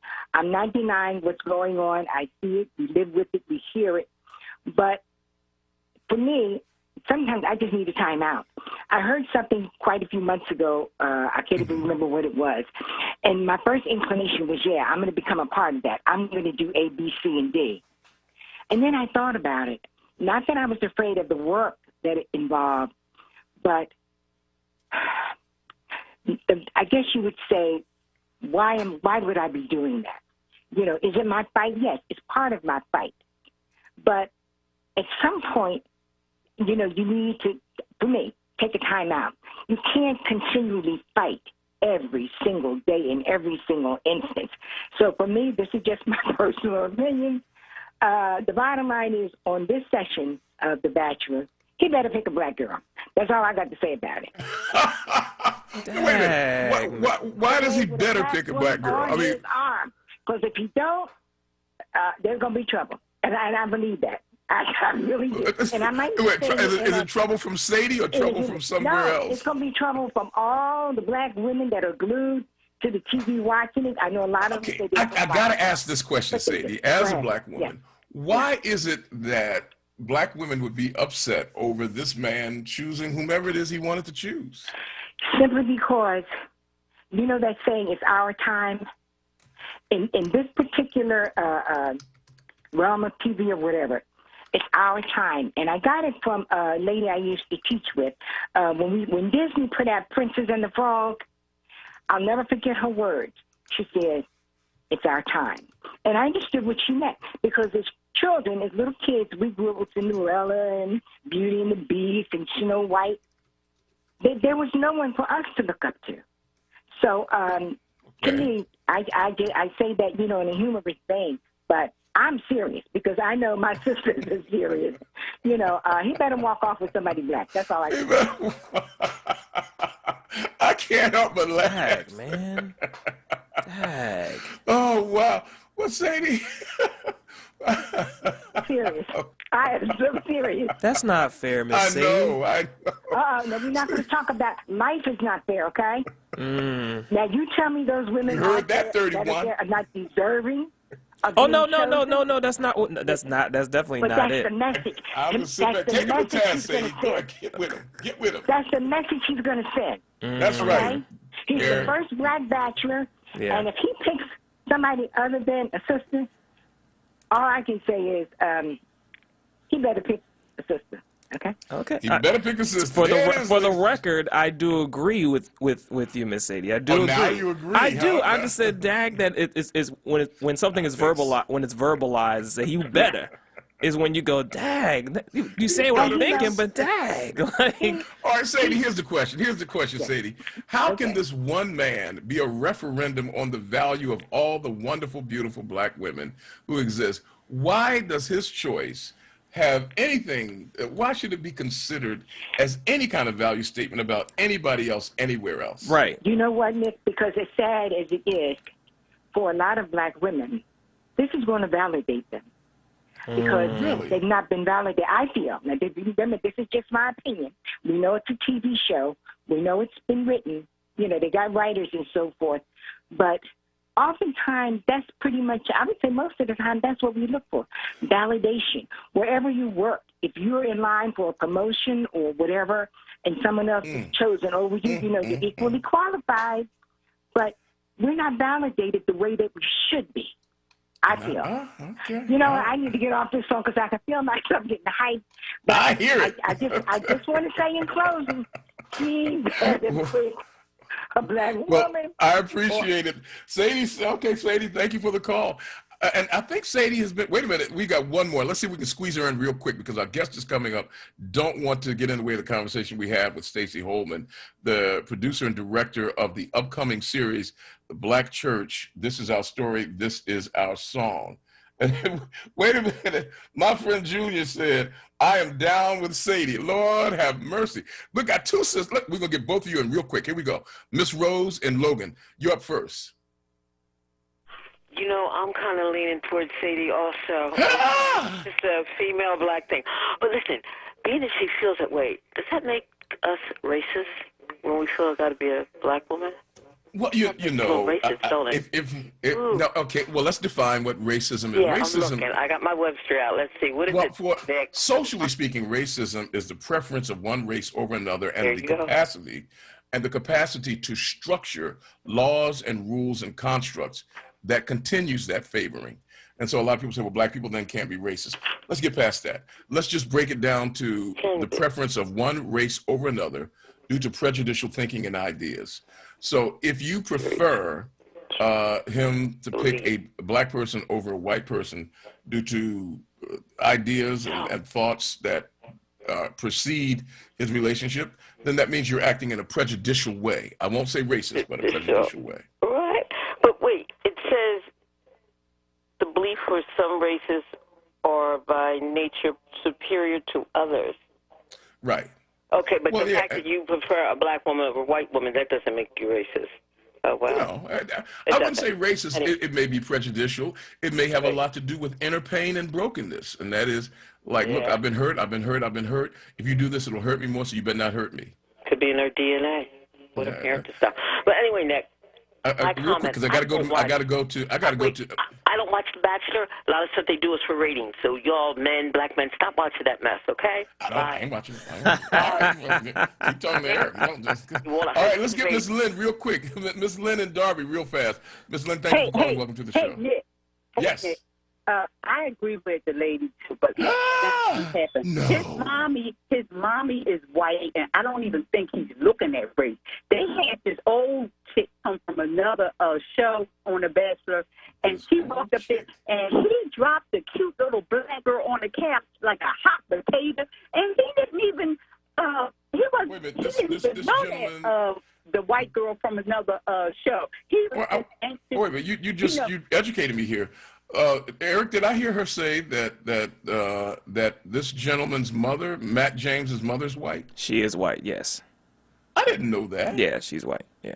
Oh, so it's one of those kind of things. It's like, Lynn, look, we got to take a break, but it's so almost like Barack Obama. Barack Obama said, they said, we're going to, look, he's black, but let's let everybody know for sure that even though he's black, that's not what he comes from. Let's show his mother, let's show his grandparents. I get it. Well, shoot, in that case, look, I wouldn't be surprised at all if he chose someone like his mother. I mean, a lot of men do that. A lot of men do that. I think he's also low-key stated his preferences on the show, but I'm just, really? I think he's kind of been, open, but he feels the pressure of having to pick a black woman, but, he feels the pressure. So he hears y'all. I do not watch that show. I do not watch that show at all, but I'll tell you one show I will be watching, and that is The Black Church. This is our story. This is our song. Coming up in a few minutes, we'll be speaking to the award-winning producer-director of this groundbreaking series, starting tomorrow and continuing through Wednesday. You do not want to miss it, but more important, you don't want to miss this discussion. Stay with us. We'll be back with Stacey Holman after this break. Now, a traffic update on WURD Radio. Watch for some delays on the Schuylkill Expressway. Tonight we are heavy on the westbound side between Gladwin and Conshohocken. A bit stop and go eastbound from 202 to Gulf Mills, then again from 476 to Blue Route to Belmont Avenue, and then again eastbound between Girard Avenue and Spring Garden Street. Line Expressway has delays in both directions. Eastbound side very slow from Schuylkill to Broad Street. Westbound a bit stop and go between the Parkway and the Schuylkill Expressway. Seeing delays on 95 through the construction zone as we go southbound from Cottman Avenue to Bridge Street, and we are jammed in Upper Chichester, 322 westbound between 452 and Cherry Tree Road. Report brought to you by America's Best Contacts and Eyeglasses. Don't overpay for glasses. Get 2 pairs and a free exam for just $69.95. The exam alone is worth $50. That's not just a better deal, it's America's Best. Book your exam online today. In certain states, eye exams provided by independent ophthalmologists. See stores for details. For more traffic information, log on to SIGAlert.com. I'm Jason Lee with your Philadelphia area. Now, a WURD weather update. Here's NBC 10 First Alert meteorologist Crystal Cly. Good afternoon. Clouds and cool out there for now. As we go into this evening, our next storm passes. For most of the area, though, it does look like rain. We're talking a low of just 35 in Philadelphia. Areas northward of Philly and some of the surrounding suburbs could see some freezing rain, so some slippery spots on sidewalks and roads, or even some dangerous driving is possible. But that doesn't last long. Rain takes over the region, and we warm up throughout the night and into Tuesday morning. Tuesday morning, some heavier rain possible. We dry out pretty quickly later in the morning and afternoon. We're partly cloudy conditions, a high of 52 degrees. The warmth doesn't stick around, though. By Wednesday, a high of 36 and partly sunny. I'm NBC 10 First Alert meteorologist Crystal Cly with your most accurate forecast. Counting it. Just one more step. You got it. You're doing great. This is the sound of a nationally ranked top rehabilitation hospital, home to the largest collection of robotics in the United States, where we continually exceed patient expectations. Because no injury is too severe or too minor for our care. There you go. This is the sound of success. Moss Rehab. Challenge accepted. WURD Radio celebrates Black History Month with Black Artist Story 365, brought to you by Southwest Leadership Academy Charter School. Welcome to Black Artist Story 365. My name is Envy McKee. Get into this episode where we explore the art and artistry of revolutionary poet Gil Scott Heron. King Gil was born in Chicago, Illinois. His mother, Bobby Scott, was an opera singer who performed with the New York Oratorio Society. His father, Gil Heron, nicknamed the Black Arrow, was a Jamaican soccer player in the 1950s who became the first black man to play for the Celtic Football Club in Glasgow. What? Heron decided to attend Lincoln University because Langston Hughes, his most important literary influence, was an alumnus. After about 2 years at Lincoln, he took a year off to write the novels The Vulture and The Nigger Factory. Uncle Gil was very heavily influenced by the Black arts movement and the Last Poets. Although King Uncle Gil never completed his undergraduate degree, he was admitted to the writing seminars at Johns Hopkins University, where he received an MA, that's a Master of Arts, in creative writing. His music, most notably on the albums Pieces of a Man and Winter in America in the early 1970s, influenced and foreshadowed later Black music genres such as hip-hop and neo-soul. King Duke Uncle Gil is considered by many to be the first rapper/MC ever. His recording work received much critical acclaim, especially one of his best-known compositions, The Revolution Will Not Be Televised. You will not be able to stay home, brother. Given the political consciousness that lies at the foundation of his work, we'll say star Uncle Gil was the founder of political rap. You will not be able to lose yourself on Skag and skip out for beer during commercials because the revolution will not be televised. So that's it for this episode of Black Artist Story 365. My name is Envy McKee. To hear more, tune in to The Envy McKee Show, Friday nights, 7 to 10 p.m., right here on WURD. Black Artist Story 365 was brought to you by Southwest Leadership Academy Charter School and the Pennsylvania Lottery. Get to winning with Win, Win, Win, the new scratch-off from the Pennsylvania Lottery, with top prizes of $500,000. Players must be 18 or older. Please play responsibly. Benefits older Pennsylvanians every day.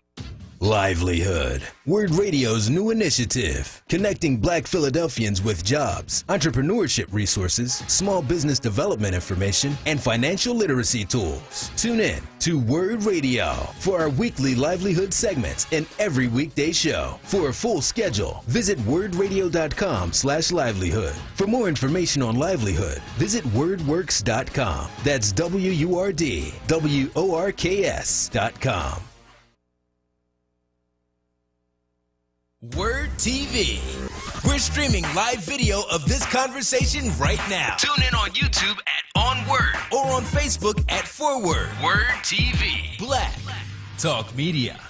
You're listening to Evening Words, hosted by Nick Taliaferro, exclusively on WURD Radio, 96.1 FM and 900 AM WURD. It is 28 minutes away from the top of the hour here at WURD, AM 996.1 FM. Nick Taliaferro, the man told you my name. I can't deny it. I've been trying for years. It doesn't work. But I am so grateful right now to have in our virtual studio an award-winning artist. She's a producer and director, and she has directed such acclaimed documentaries in the past, like Tell Them We Are Rising, the story of Black colleges and universities. 3 cheers for the HBCUs right here, and an associate producer on the Emmy Award-winning film Freedom Riders. She is also the series producer and director of the groundbreaking series that will air tomorrow and Wednesday from 8 to 10, called The Black Church, This Is Our Story, This Is Our Song. We should give a warm Philadelphia welcome to Stacey L. Holman. Stacey, it is a privilege to have you here at WURD. Thank you so much, Nick, for having me. It's a privilege. And real quick correction, it's 9 to 11, the time. It's 9 to 11? 9 to 11 on okay. Eastern Time, 8 Central Time. I'm sorry, I was talking to a guy out in Kansas, and that's probably where I got the 8 from. But 9 to 11, whatever it is, folks, you know, if you got to get yourself all of them herbs to make you stay up a little bit later, it is worth the time. This series, 4 hours, hosted by Skip Gates, Dr. Skip Gates, Dr. Henry Louis Gates. Let me not act like he and I have tea and coffee together every day. Is going to open our eyes about the Black church in the United States of America. Stacey, what occasion or what led to the creation of this series? Henry Louis Gates, which I'll pretty much refer to Skip from this point on, he has a long list of films that he wants to do, that he plans to do. And this one is a very close and personal one. And once we had finished Reconstruction, America After the Civil War, this was the next one in line. And he really felt that, it was a time to tell it.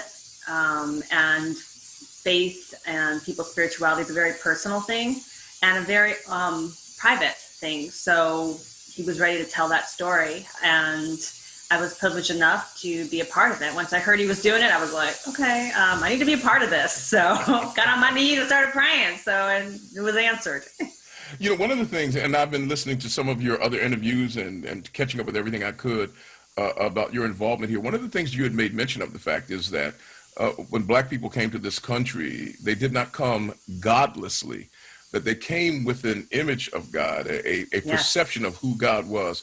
How did that image of God morph into the construct that we know today as the Black church? Elements of it you will see in our forms of worship, call and response. You'll see it in the form of praise, in the way that we exalt God. We'll see it in the way that we even sing. From just the songs and the hymns to the spirituals to the what we hear as or know as gospel. So there's elements of it that we just cannot separate from the continent in which we were from, and a lot of that is, as you said, carried, and we definitely highlight that throughout the series. Now, if I'm correct, now you're an HBCU young lady. Dillard, are you a Dillard girl? Yes, I am DU. Yes. down there in Louisiana, Louisiana. By you there. Nolens. Now that's a Catholic school, if I am correct. Is Dillard Catholic? That actually, no, it's Xavier is a Catholic school. Xavier's Catholic, okay. Yeah, so, Dillard, oh my gosh, you were totally putting me on the spot. I think Dillard is either Methodist or Methodist school? Okay. Because what I wanted to ask you was about your earliest remembrances of the imprint that the church had on your young life as you were developing into your own personhood. It starts back in Cleveland, Ohio, right outside Cleveland, Shaker Heights. That's where I was born and raised. Get out of town. And, really? Yeah, okay, we probably know some of the same people. I feel, a lot of folks, Cleveland is like the Plymouth Rock, I think, of America sometimes. And my parents I grew up in a predominantly white church. However, what really cemented and planted the seed was my grandparents' church in Zanesville, Ohio, which is about an hour or less outside of Columbus, Ohio. Union Baptist Church, very small church. My mother grew up across the street from the church growing up. And it was a 2-hour service. And as a kid, that's torture. Because it's like, you want to all right, we can be done in an hour at my parents' church, but in this, you have to sit, be still, not heard, quiet, don't flinch at all. But that, little do you know just what is being planted in you. My grandparents, just faithful servants of the church, my grandfather, a deacon. I remember once going up to the altar with him during that quiet hour of prayer. And just that alone, and so much more, really just has stuck with me and has guided me. And even as I did my own thing, you kind of are a prodigal child every once in a while, those prodigal moments. Especially if you went to Dillard. Exactly. But you got to come, but you love some place, you know where to go back to. And it just warms me, and it really is informed me in my walk today. But your experience gives you a real perspective from which to shape a discussion about the Black church, because you knew about the white church, as you said, that it was a predominantly white church, but your grandparents' church was a predominantly Black church, or an all-Black church. Qualify for us the differences between the two and then help us to understand why that difference made the Black church such a constant and such a signal activity for the Black community. It was going home. That's the best way to equate it. I feel you are in a safer space when I was in that Black space, going to a Black church. Granted, you had to dress in your Sunday best, but you were just, there was no, you could just be yourself. You didn't have to front in a certain way. You could be vulnerable in the Black church. Yeah. There was a lot more genuineness, I will say, with my grandparents' church than it was in the church that I grew up in. You just could just surrender all. And I feel what makes it so unique is just that. Like, you don't have to explain yourself. You don't have to justify yourself. You don't have to perform in any certain way or manner, but you can just let down your guard. And that's what it really meant compared to going to a predominantly white church. You kind of always felt like you were just, you were always the minority, and it's nice to be the majority for a change. Yeah. We're speaking with Stacey L. Holman. She is the producer director of the critically important and acclaimed series that will air tomorrow and Wednesday, The Black Church. This is our story. This is our song. We're going to take a quick break. When we come back, we want to ask Stacey about the future of the church, but more importantly, we want to talk about what you can expect to glean from this series. That'll be 4 hours, Tuesday and Wednesday. You're listening to WURD AM 900, 96.1 FM. I'm Nick Taliaferro. Our guest, Stacey Holman. You know who you are. When we come back, we'll pull all of that together again. Stay with us. America's kids are returning to class, in school and at home. And this year, learning is especially tough on students who already struggle with poverty, emotional trauma, and other barriers. That's where our organization, Communities in Schools, can help. For years, we've had caring adults inside schools, helping these students stay in school. And now, we are taking our work beyond the school walls, tutoring, mentoring, and counseling students, providing resources for at-home learning, Delivering meals, providing household supplies, connecting kids with online classrooms, and using technology to maintain the one-on-one relationships we know can transform the lives of students and their families. We are doing whatever it takes to make sure all kids have the opportunity to learn and succeed. Communities in Schools, going wherever we are needed to help those students who are most in need thrive. To see how you can help kids succeed, visit communitiesinschools.org. That's communitiesinschools.org. Clark Roofing salutes Black History Month with over 30 years of quality roofing experience, providing exceptional customer service, honesty, and professionalism. For service, call 215-365-ROOF. That's 215-365-7663. Join WURD Radio, Wednesday, February 17th at 5 p.m. on Evening Words with Nick Taliaferro for a special host roundtable to discuss our new podcast, onWURD 2020 in Black, co-moderated by WURD CEO Sarah Lomax-Reese. Tune in as we look back at the issues of 2020 during Black History Month. We'll explore how WURD, one of the few Black-owned talk radio stations in the country, covered the COVID-19 crisis, the racial justice protests, and the 2020 presidential election. You don't want to miss this discussion, featuring Solomon Jones, Charles Ellison, Bishop Dwayne Royster, Andrea Lawful Sanders, Sarita Martin, Brother Shamari, and Joanne Bell. Wednesday, February 17th at 5 p.m. exclusively on WURD Radio, 96.1 FM and 900 AM WURD. Streaming live on WURDradio.com, the WURD Radio app, or watch live on WURD TV via Facebook and YouTube. Now, a traffic update on WURD Radio. Good afternoon. Watching a crash on the Schuylkill Expressway eastbound side between the Blue Route 476 and Conshohocken. It's off to the side. We've got delays going back to 202. Meanwhile, further eastbound, it's a bit stop and go, Girard Avenue to Spring Garden. Westbound, we're backed up actually kind of heavy between Gladwin and Conshohocken. In Plymouth Township, watch for an accident. Plymouth Road at Germantown Pike.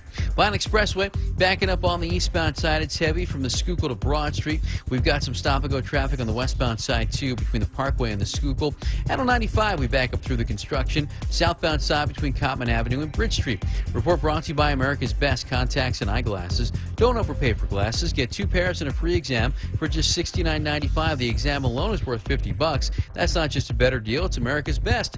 Book your exam online today. In certain states, eye exams provided by independent ophthalmologists. See stores for details. For more traffic information, log on to sigalert.com. I'm Jason Lee with your Philadelphia area traffic. Now, a word weather update. Here's NBC 10 First Alert meteorologist Crystal Cly. Good afternoon. Clouds and cool out there for now. As we go into this evening, our next storm passes. For most of the area, though, it does look like rain. We're talking a low of just 35 in Philadelphia. Areas northward of Philly into some of the surrounding suburbs could see some freezing rain, so some slippery spots on sidewalks and roads, or even some dangerous driving is possible. But that doesn't last long. Rain takes over the region, and we warm up throughout the night and into Tuesday morning. Tuesday morning, some heavier rain possible. We dry out pretty quickly later in the morning and afternoon. We're partly cloudy conditions, a high of 52 degrees. The warmth doesn't stick around, though. By Wednesday, a high of 36 and partly sunny. I'm NBC 10 First Alert meteorologist Crystal Cly with your most accurate forecast. Counting it. WURD TV. We're streaming live video of this conversation right now. Tune in on YouTube at onWURD or on Facebook at WURD. WURD TV. Black Talk Media. You're listening to Evening Words, hosted by Nick Taliaferro, exclusively on WURD Radio, 96.1 FM and 900 AM WURD. Back with you and back to our conversation with Stacey Holman. She is the producer and the director of the upcoming series, The Black Church, This Is Our Story, This Is Our Song. It will air on PBS channels all over the country, starting tomorrow from 9 to 11 on the East Coast. Make sure that you check it out because we're going to be talking about it daily here on Evening Words. So you don't want to miss it so that you can be a part of the conversation. Stacey, thank you for staying with us and welcome back to you. Thank you. The church has been a part of our history and you chronicle it so well, but it is also a part of our future, but not the same way. As you mentioned a minute ago in our private conversation, a lot of our churches are dying out. Where do you see the church heading as it morphs into the future? Well, I mean, we finished the series. It was literally at the top of 2020. And then we cut to shelter and stay and COVID. So I feel that, you know, a lot of the questions that we were trying to answer in the series have kind of maybe changed a little bit in that answer. I mean, church has completely changed for people. You know, in talking to preachers and talking to theologians, you know, we asked them what the future of the Black church is. And, you know, a lot of them thought it was great. A lot of it thought it was, you know, in trouble to, you know, the point of these churches dying out. And a lot of it's because of change. You have a lot of older churches that are stuck in tradition. We did it this way. We've always done it this way, and we're not going to change.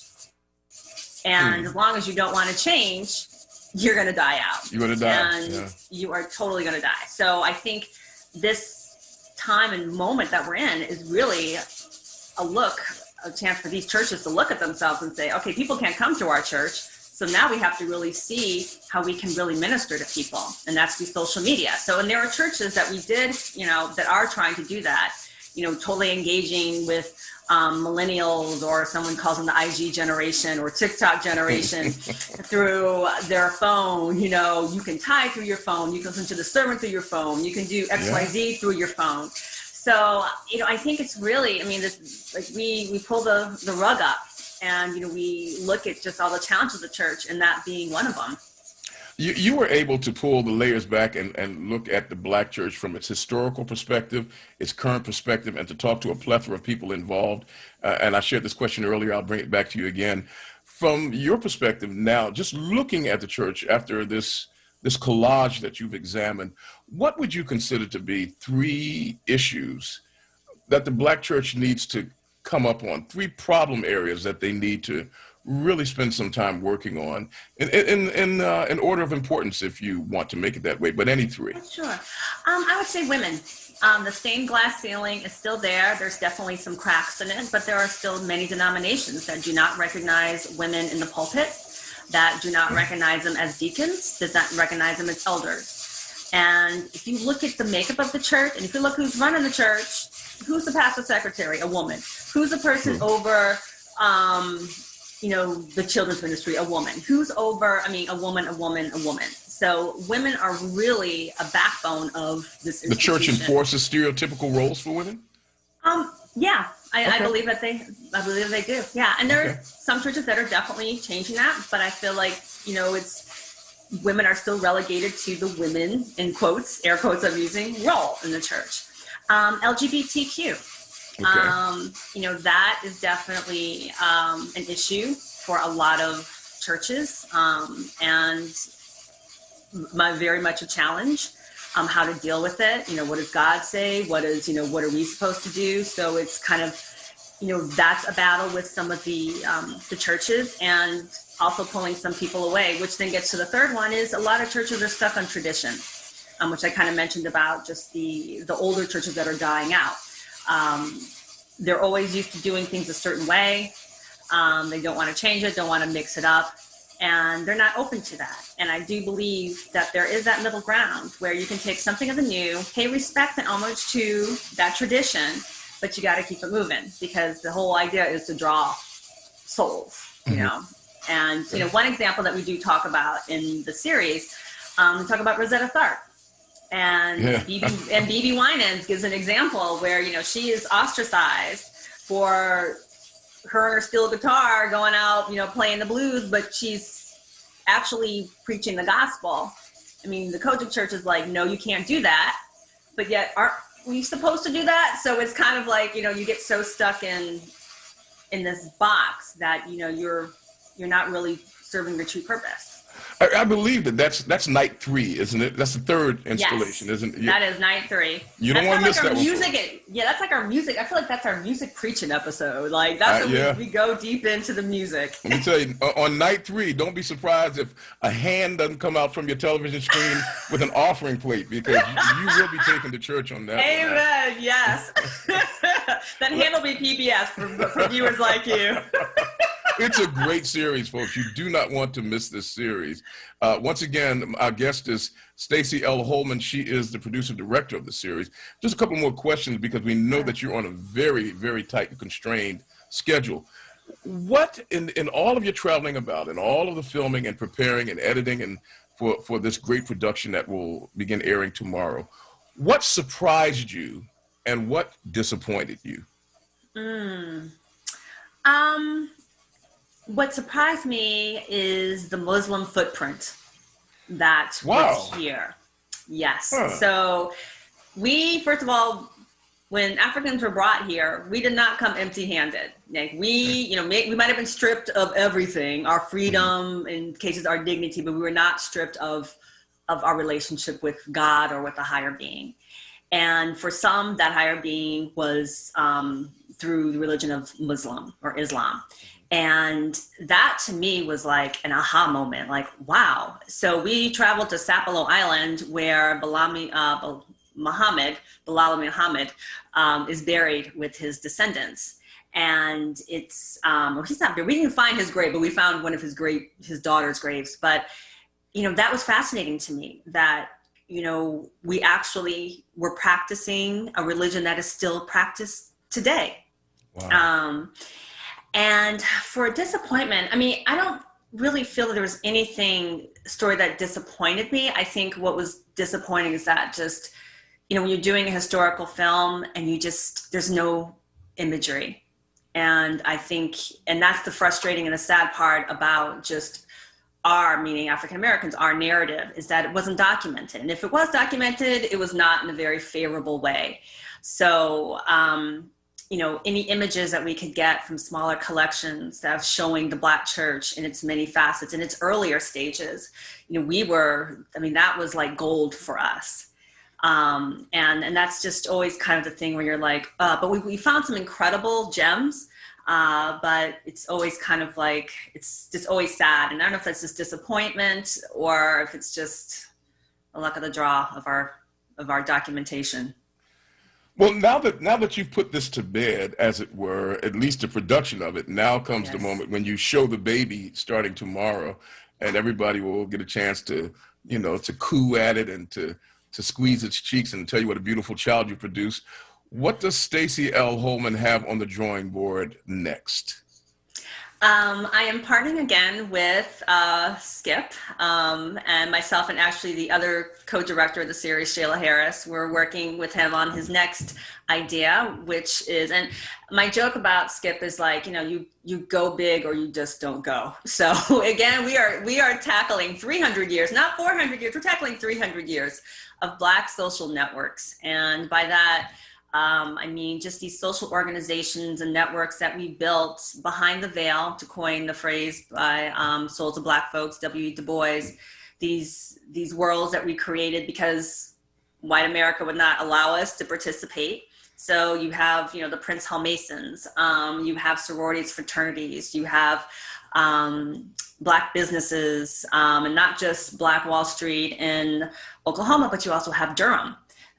Which had its, and then up to today with Black Twitter, and which is its own thing, Black newspapers. So really looking at these worlds that we created in protest, and worlds that we created when we just wanted to be actually separated. Some of us wanted segregation, some of us wanted to remain separate. So 4 hours again, and we are, deep in the trenches of that, of trying to not collab, but just, it's a lot. Well, I tell you, we envy you because you can tell that working for our sister here is absolute joy. She is the producer and the director of the Black Church. This is our story. This is our song.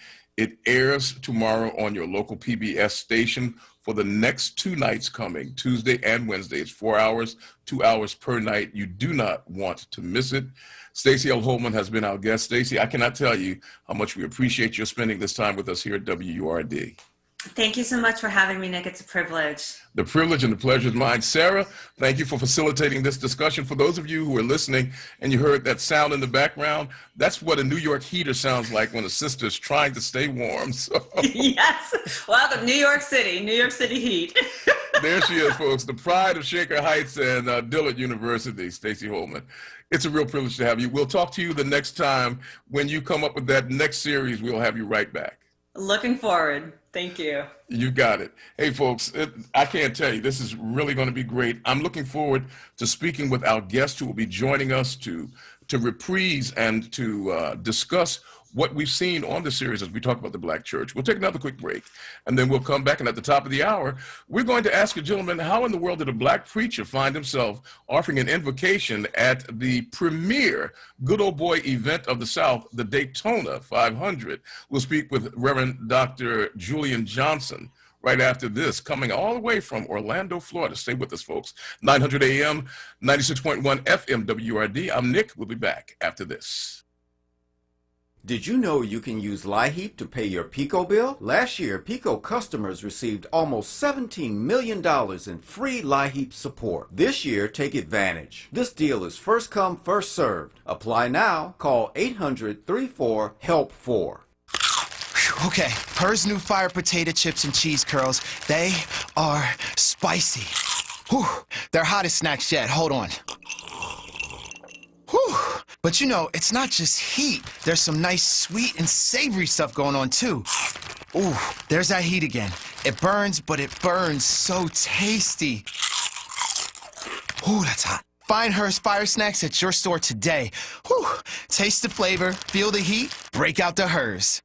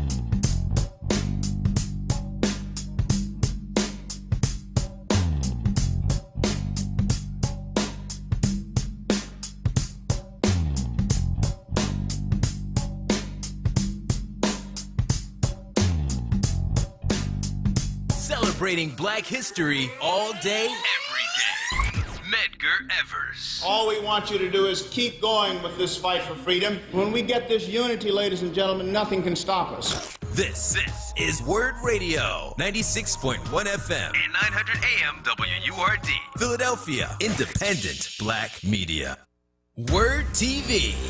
We're streaming live video of this conversation right now. Tune in on YouTube at onWURD or on Facebook at ForWord. WURD TV. Black Talk Media. You're listening to Evening Words, hosted by Nick Taliaferro, exclusively on WURD Radio, 96.1 FM and 900 AM WURD. Hey folks, back with you 6 o'clock straight up in America's favorite city. You're listening strong to your favorite conversation station, WURD AM 900, 96.1 FM. I'm Nick Taliaferro. Coming along in just about another hour, you check in with the mistress of the evening. Wait a minute, that didn't sound right. She's going to get me for that one. With the lady of the night. Wait a minute, that even made it worse. We'll put it like this. Coming up right after me, she asks that you save a little space for her. Sincerely, Sarita. Sarita Martin comes your way with the best in evening radio right here on your favorite dialogue station. Check her out. Stay with her from 7 o'clock until 9. And then at 9 o'clock, of course, it's the Reverend Al Sharpton asking you to keep it real, keep it real. All the best for you in two-way talk right here on your favorite place of talking, Talk Central, WURD. Now, joining me on air right now is a gentleman of the First Order who found himself doing something that I just did not think that I would find a Black preacher doing. The flagship event in the South, for those who like racing, is the Daytona 500 in the city of Daytona, that beautiful city by the sea in Florida. And when I looked up, I saw a Black face going to the microphone to offer prayer for those who were revving up their engines.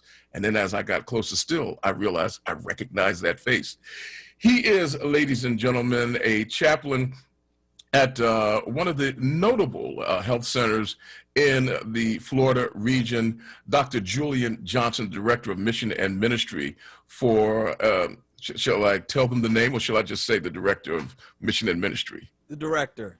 The Director of Mission and Ministry for a notable health outlet in Florida, Dr. Julian Johnson. Julian, it's good to have you, man, and welcome to you. Thank you so much. I'm glad to be back on the show with you, and it's a pleasure to always to connect and be in your presence. Man, look, the pleasure is mine. I'll tell them a little more about the connection toward the end. The last time we had you on, it was in the wake of natural disasters that took place in Florida and the emergency work that you were doing down there. And since that time, man, you have just grown by leaps and bounds in your ability to minister to people. But on Sunday, you were ministering in a place where we often don't see a lot of Black faces, and that is in the world of NASCAR. What was it like, I mean, just being down there at track level with those engines roaring and the boys, you know, jumping in the windows of their car because they don't open the doors?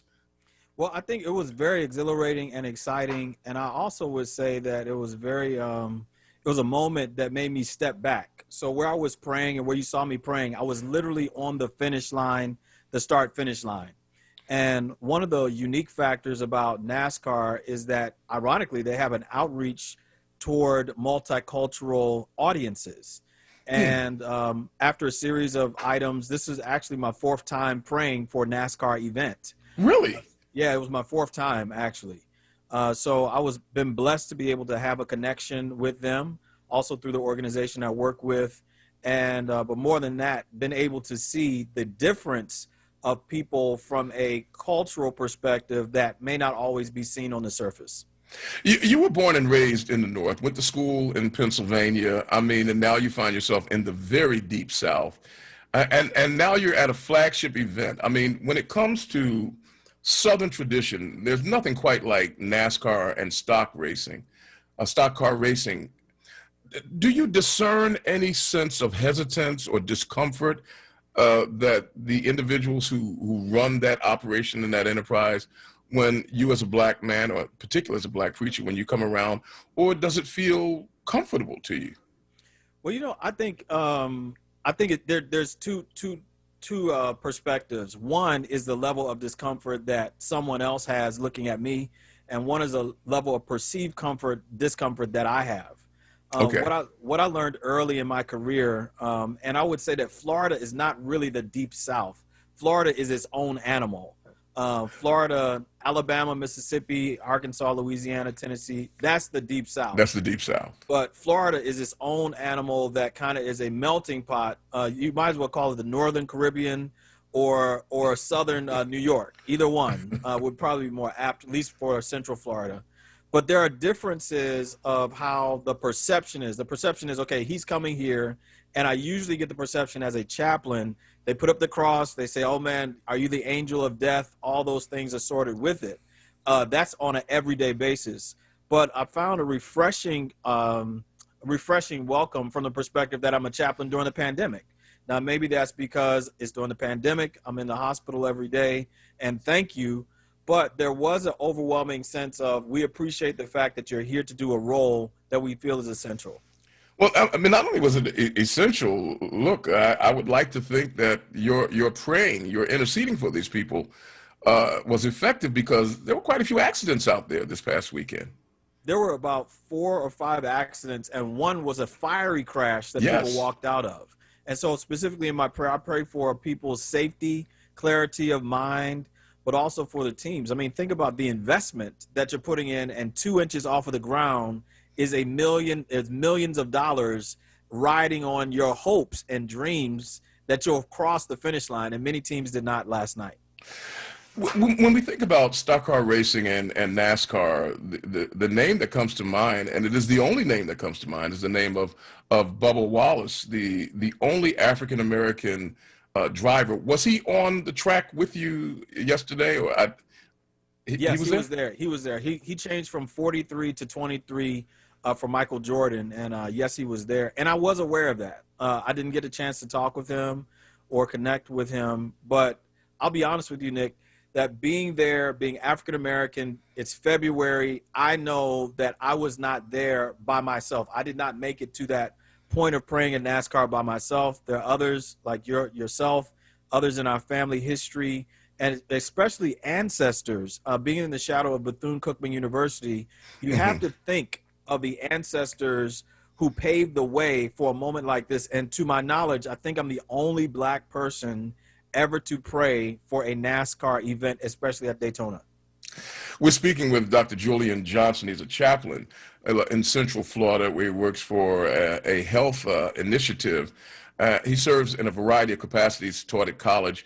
And yesterday, I didn't realize that it was the 4th time he'd done it, but yesterday he found himself offering the invocation at the flagship NASCAR event, the Daytona 500. NASCAR is short for the National Association for Stock Car Auto Racing. It was started in 1948, and my understanding is that stock car racing came out of the rum runners and the bootleggers trying to get away from the revenuers. Would I be correct in that? I believe so, yes. And so you got, now I want to set this up for you, chaplain, man of God. I want to set this up. So what we have is a sport that was derived from people running from the law so that they could sell their illegal liquor. Most of them were living in the backwoods, and because they were from the South, a lot of them found themselves steeped in the prevailing prejudices of the day. And then NASCAR comes along and forms itself, and it is known for its racial animus, its inability to build bridges. And then Bubba Wallace comes along, and we see all of the things that happen with that. When you think about the nature of racing, rum runners running from the law, alcohol makers, running from the law, steeped in prejudice, and you realize all of the things that made up this event, do you feel like when you get to the mic that maybe you ought to preach a sermon first and then have an altar call before you pray for them? You know what? No, I wouldn't say that. I would say that to all the things that you have said, and I would equate it to 2 levels. One, of a level of familiarity. I think that a lot of people in that community have found familiarity in what they know. There's some people who have blinders on deliberately. Some people have prejudices because of their own identity and their own level of lack of reaching out. The other thing I would say is that there's a level of suffering that accompanies that lifestyle that people get relief from. And I think that there are a lot of people who I saw yesterday, they wanted a reason to laugh. They wanted a reason to smile. There's some people who in their own way, it is perceived as animus, but for them is not animus. It's just history. And I think that for a lot of people, I think for me, what helps me to be able to thrive in those moments is that I have to wonder what is somebody's level of suffering. Okay, yesterday we're at this race, and they go about 3 or 4 laps, and then it starts raining. Right. It rains for like 3 hours. We meet a family from New Jersey that happens to be there, and I'm from the East Coast, so I talk Jersey talk. And so they said, man, we drove from New Jersey just to get here for this race. And think about all the things that we have collectively as people been disappointed about. I don't necessarily have to agree with the racing. I don't necessarily have to agree with the alcohol or the illicit behaviors that accompany it, but I can understand what it's like to be disappointed. I can understand what it's like to be disheartened, and I do know what it's like to have an event that goes sour when I don't like it to go sour. So I try to equate the level of suffering, but also realistic that I have been given opportunity to do something many would like to do. So you, as a chaplain, you can suss out the human condition and separate it from the activities that are surrounding the human condition. We all know pain. We all know suffering. You mentioned the fact that there were people there from New Jersey, and I hadn't even stopped to think about the fact that there were people there because we're in a pandemic. How many folks were in the stands at this race? So there were about 33,000 people in the stands yesterday. Holy smoke. And you probably had, I'd say 5,000 to 7,000 at least in the infield, maybe more than that. So close to about 50,000 people. If you put the people in the stands, the boxes, and those who are in the fast lane of pit area. Well, I mean, let's switch gears just a little bit, not completely, but a little bit.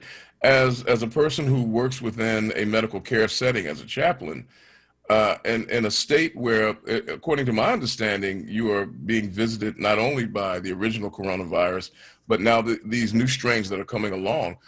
Was there any concern or worry on your part that, hey, wait a minute, we're out here, but there's a whole lot of people out here, and maybe we need to not be out here?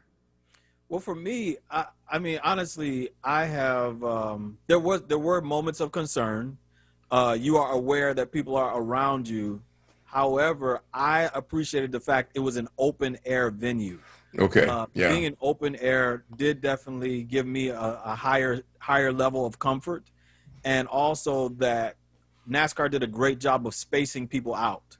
I don't know what it would be like to go to a race with 100,000 people and every seat filled. I can only imagine what that would be like, but I'm thankful that I went to the one with 33,000, and it looked sparse and sporadic, but it was really pretty great spaced out. Seeing that I have you here and we're talking to a chaplain, I can only imagine what life has been like for you and for your colleagues in chaplaincy over the last year, ministering to people whose families could not be there, people who were slipping away and you know could barely breathe and just ebbing away like the tide. How have you dealt with the constant sense of loss that you experienced as a chaplain last year, serving in a medical care facility? I think, you know, honestly, it has been difficult and one of the most excruciating experiences that I've had on multiple levels. As a leader, so I lead 7 hospitals worth of chaplains. As a husband, I have daughters and everybody else. So and a wife, and I'm trying to make sure that I stay safe and healthy, number one. Yeah. All those things, and keeping everybody encouraged. So there are moments of difficulty, man. I mean, the hardest moment for me was seeing my Aunt Barbara in a casket in Camden, and I couldn't be there. Not because I didn't want to go, but because if I went, I'm not sure what would happen to the people who are there because of what I'm around every day at work. So that's the tension in your mind every day. It's a mental battle. It's like climbing a mountain with no end, and it's also trying to figure out who is the safest for me to be around Yeah. at a given moment in time. So it's more of a mental battle than anything. Emotionally, not being able to grieve in ways that I think are meaningful. Sometimes, man, when I pray, I just start crying because it's got to get out one way or the other. Yeah, yeah. I don't curse as much as I used to, but I'm getting the victory. But that's like, say, I don't curse anymore, but I don't curse any less. You know? Exactly. I mean, as a spiritual leader and as a person who brings healing to others, we're looking ahead with some optimism. But how do you see us coming out of this? You made mention of the fact about grieving. A lot of us have suffered a tremendous amount of loss that we haven't really had the opportunity and the privilege to grieve for. What do you see happening when we finally come from behind closed doors and we get a chance to be in the presence of one of the other, and then we notice the missing people, the empty chairs, and then we begin to measure the sense of loss? How will that impact us as a culture and as a community? I think it will impact us in a very meaningful way. I think we're going to have PTS, post COVID syndrome, where we're gonna be coming out, reawakened our emotions, and we're going to be finding ourselves grieving the fact that we did not grieve appropriately or the way we are accustomed to. I think that people will be shorter with each other. I think that people will find one will be a tension point of wondering when will we be safe, quote unquote, to be around. And I have a show that comes on Saturday morning at 10 a.m. and on YouTube. And I talk about grief, talk about healing, talk about hope. But the four things very quickly are, if you are grieving a loss tonight, number one, you want to identify what you are grieving. Number one, you got to identify it. You might be grieving something. You might not know what it is. You might be grieving the fact that you can't actually go to the places you want to go. And you might be grieving the fact that you can actually go those places, but you can't go with the people you used to go with. The second thing, you want to acknowledge the loss. You got to give the grief a hug. You can't avoid it. If you avoid the grief will come out of you in one way or the other. There's a book called The Body Keeps the Score, where it says that if you do not grieve, your body will grieve. Vanderkolk. That's right. Yeah. Then you have to grieve, acknowledge, you have to give yourself some grace. I mean, I don't know, unless you have been from 1918, you haven't been through a pandemic before. And so you got to give yourself some grace. We're all learning how to use platforms that we didn't think we would use normally before. And we're all embracing new technology, but we got to give ourselves some grace. There's some things we will miss, some things we will not be on top of. And then finally, how are you going to grow through this experience? Just because a person died doesn't mean their legacy has to die. Just because you're not able to go places doesn't mean you can't get a new degree. Listen, I've been so blessed in this pandemic, being able to do different things, open different doors. Listen, during the pandemic, Nick, is when I started praying for NASCAR. I wasn't praying for NASCAR before no pandemic. And let me tell you, the relationships that have been developed as a result of being with NASCAR and other opportunities have blown my mind. So don't lose the opportunities that are before you just because you're grieving and you can't get that hair, you can't get that shape up, you can't buy that dress. Guess what? You're saving a lot of money. Get yourself out of debt. But that's what I would say. I mean, look, folks, this is a bonus to you, because we were talking about a black chaplain being at an event that typically is earmarked or identified by a plethora of white faces. And now we have the opportunity to get some tips on how to work through the damage and the impact of this pandemic. I'm going to get that website for you again, because I was listening with rapt attention. Identify what you're grieving about. The second one, acknowledge, and then grace, and then grow. Is there an acronym for that? Do you have a mnemonic device for that yet? I wish I did, but IAGG. IAGG sounds like an insurance company, but exactly. maybe that's what it'll give you. Well, this is good stuff. For those of you who are listening to Dr. Johnson, you say, hey, look, I want to find out more about what he's sharing. Forget about the car. I want to figure out how to keep myself running. Give us that website again, Julian, if you would be so kind. Sure, it's www.builttothrive.me, www.builttothrive.me, or you can see rebroadcast on the Built to Thrive YouTube page, or I invite you to join the Built to Thrive community on Facebook. So just look for me, Built to Thrive, on Facebook. There'll be plenty of resources, opportunities to connect. And we have a show called The Network, where I'd love to get Nick on the network. Hey, look, I'm there. And also, we talk about how to empower our community, want to find community, gain connections, and experience compassion. That's the goal of the network.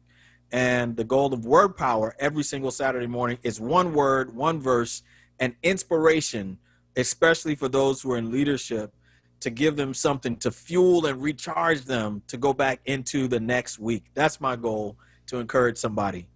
I'm sitting here in absolute amazement because, you know, and I'll reveal this now, I have known this gentleman before he was a gleam in his mom and dad's eye.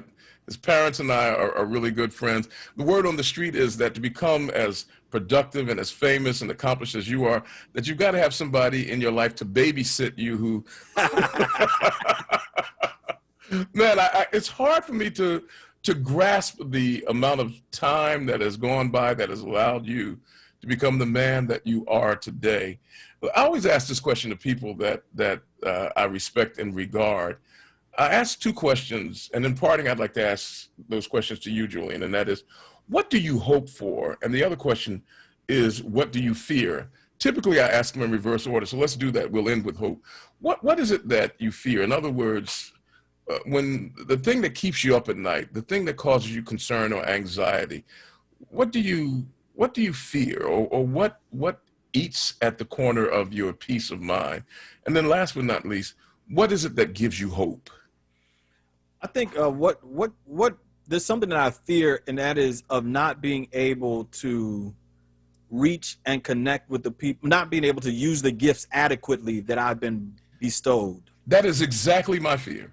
Yeah. Honestly, I'm not, that I would go to my grave and God would say, your bucket is still full. You didn't do things. But please, I didn't mean to cut you off, but I never heard anybody say it that way. No, that's my fear. God has been blessed me with gifts. He's blessed me with connection, blessed me with awesome parents who realized their limitation, that they did not know everything, but they connected us to people and showed us experiences that would illuminate our lives. And my hope is to live full and to die empty. That's my hope. I want to live a full life. I want to have and enjoy myself. I was listening to Proverbs 15 this morning, where it's talking about a person who has joy will be like a continual feast. I don't want to feast continually. I want to live full. I want to spread cheer and enjoyment, encouragement to somebody. And my hope, my mission is to help hurting people. That's my mission. You've been doing it. For those of you just joining us, Dr. Julian Johnson is the Director of Mission and Ministry and the lead chaplain for a health enterprise in Central Florida. We've been talking about the fact that as an African-American man, we found him on television this past Sunday offering an invocation at the Daytona 500. You don't normally see that, and we wanted to bring him on and share a little time with him before you. Once again, Julian, if you would give them the website so they can keep up with you. Sure. So www.builttothrive.me. You can go to builttothrive.me/resources for coaching. I'd love to speak to your company or audience about grief and help you as a leader to be able to train and educate you on how to make your teams the most resilient in the greater Philadelphia area or wherever you're watching this around the world. There he is, ladies and gentlemen, making me feel like an old slacker. Dr. Julian Johnson, offering prayer that helped to save the lives of people this past Sunday. I am sure of it, at the Daytona 500. Good brother, man, it is a pleasure and a privilege. I'm looking forward to the next time we get a chance to spend some time together. That sounds good. Thank you again for the opportunity. Pleasure's mine, my friend. Hey, folks, we're going to take a quick break. When we come back, we'll give you an opportunity to chime in on all the stuff you've heard on our program throughout this day. We've had a full day, and a couple of other items I want to share with you before we say farewell tonight. The time is now 24 minutes after the hour of 6.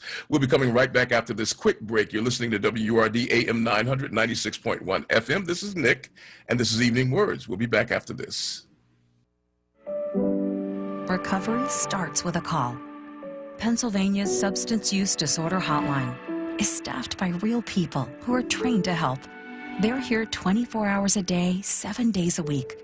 They'll get you or your loved one into treatment regardless of your access to insurance.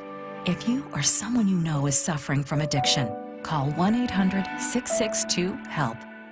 Recovery starts with a call. Paid for with Pennsylvania taxpayer dollars. Listen to Laborers Live. We created the weekend. We created the 40-hour work week. We just want enough to feed our family, be able to send our children to college, and let our next generation do better than we did. To people that might have forgot how important unionism is in a country like the United States. People now infringing on our 8-hour workday, kind of work people more than 8 hours without overtime, kind of work people without benefits. In the long run, everybody's getting a fat paycheck except the worker. So this is really a wake-up call for America. The struggle is continuous. Tune in to Laborers Live every Friday from 4 to 5 p.m. Sponsored by LESIT, the Laborers Employers Cooperation Education Trust of the Laborers District Council of Philadelphia and vicinity. Local 332, Sam Staten Jr. Business Manager. Local 57, Esteban Vera Business Manager. Local 135, Dan Woodall Jr. Business Manager. Local 413, James Harper Jr. Business Manager. The Laborers District Council, Ryan Boyer Business Manager, and Tony Staten, Executive Director of LESIT. Want the latest in Word swag? Check out the shop tab on WordRadio.com. Hoodies, tees, and more in a variety of colors. The shop tab on WordRadio.com. Show the world that you're all about black. Talk Media. Word TV. We're streaming live video of this conversation right now. Tune in on YouTube at onWURD or on Facebook at ForWord. Word TV. Black. Talk Media. You're listening to Evening Words, hosted by Nick Taliaferro, exclusively on Word Radio, 96.1 FM and 900 AM WURD.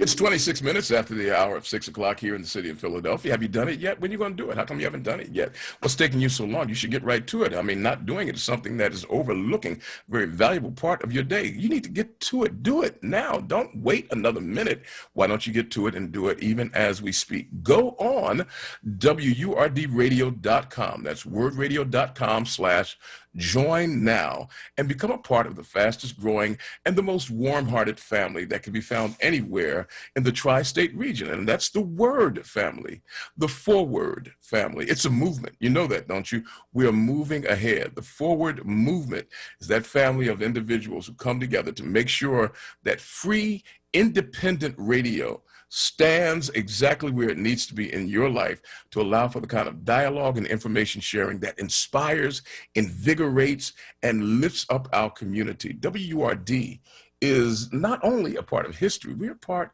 of the future. You know, WURD as a Black independent radio station is only one of 3 in the entire United States of America. You can be a part of that history-making endeavor. All you have to do is become a part of the family, and that's so easy to do. Just go online at wordradio.com/join now. That's wordradio.com/join now, and let them know that you want to be a part of the ForWord movement family. Now, it's only $90 a year. That's like $1. That's less than $1.75 a week. That's less than a quarter a day. You can't even buy a cup of coffee with that.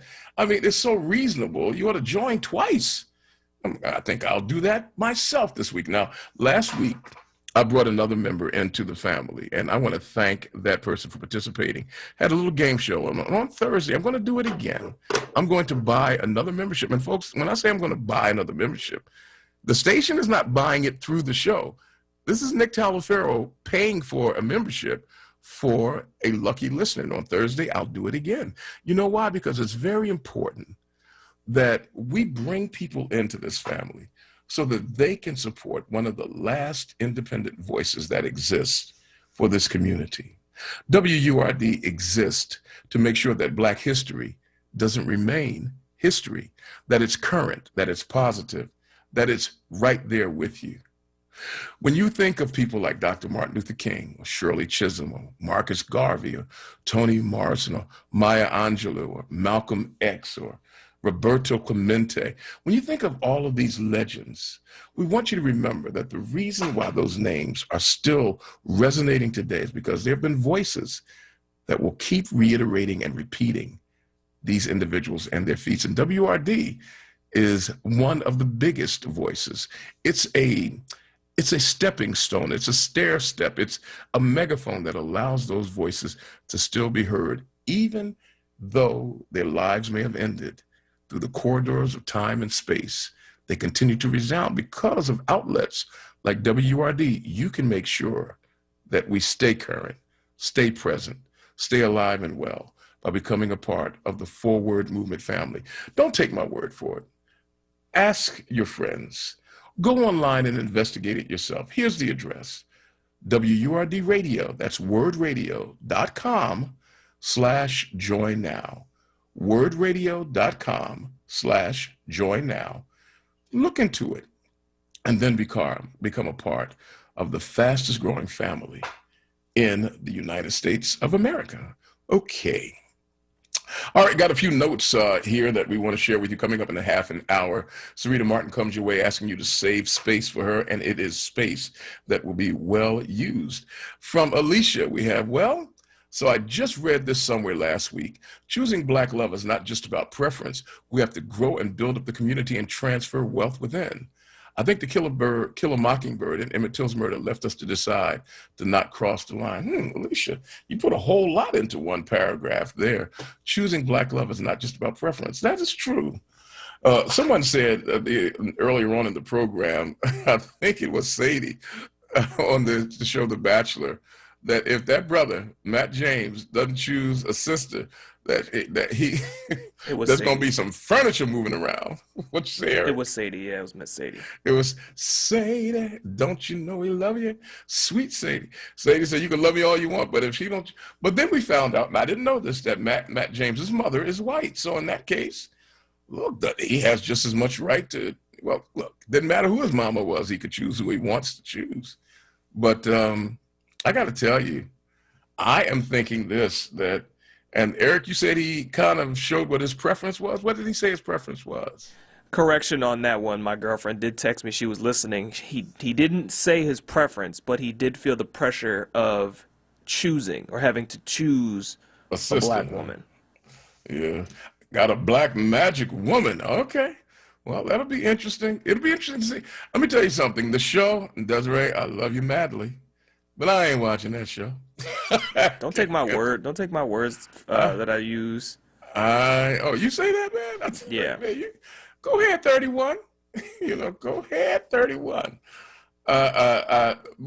Watching a show where a bunch of strangers come together and start engaging in tonsil hockey as soon as they meet just ain't my idea of fun. Good. We can jump back on this. Good. Okay, continue. I'm sorry. Okay, one caller said that it is an insult to marriage.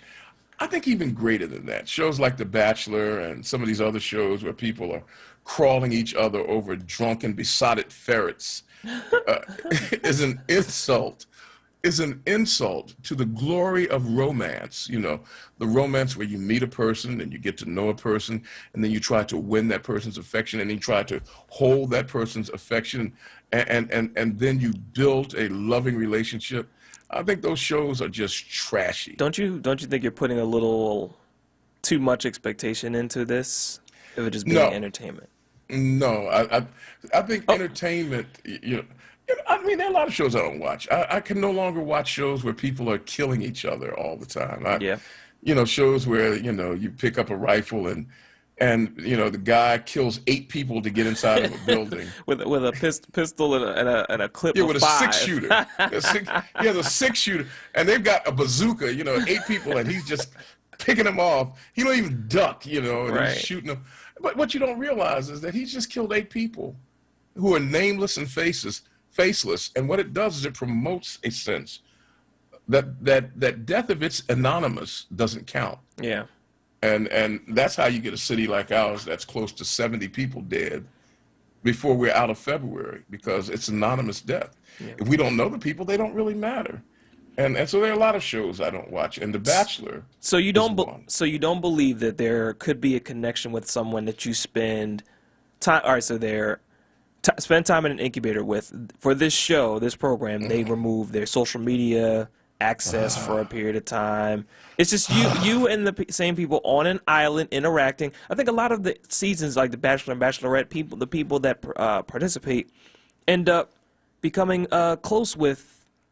I'm talking about the contestants. They become close with other contestants, like to the point where they become probably friends after the show is over. I think you can become friends, but notice you said after the show is over. And probably during the show, but I'm saying they still keep a connection after the show is over.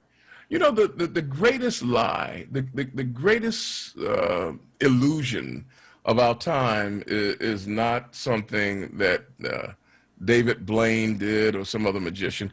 It is the illusion that we have something called reality TV. How are you going to have something that's real when you got 20 cameras all around? I think, all right, so it's just Miss Sadie's point. I think parts of it are scripted. I think there were a few interactions on the show where you could not tell me that that wasn't set up.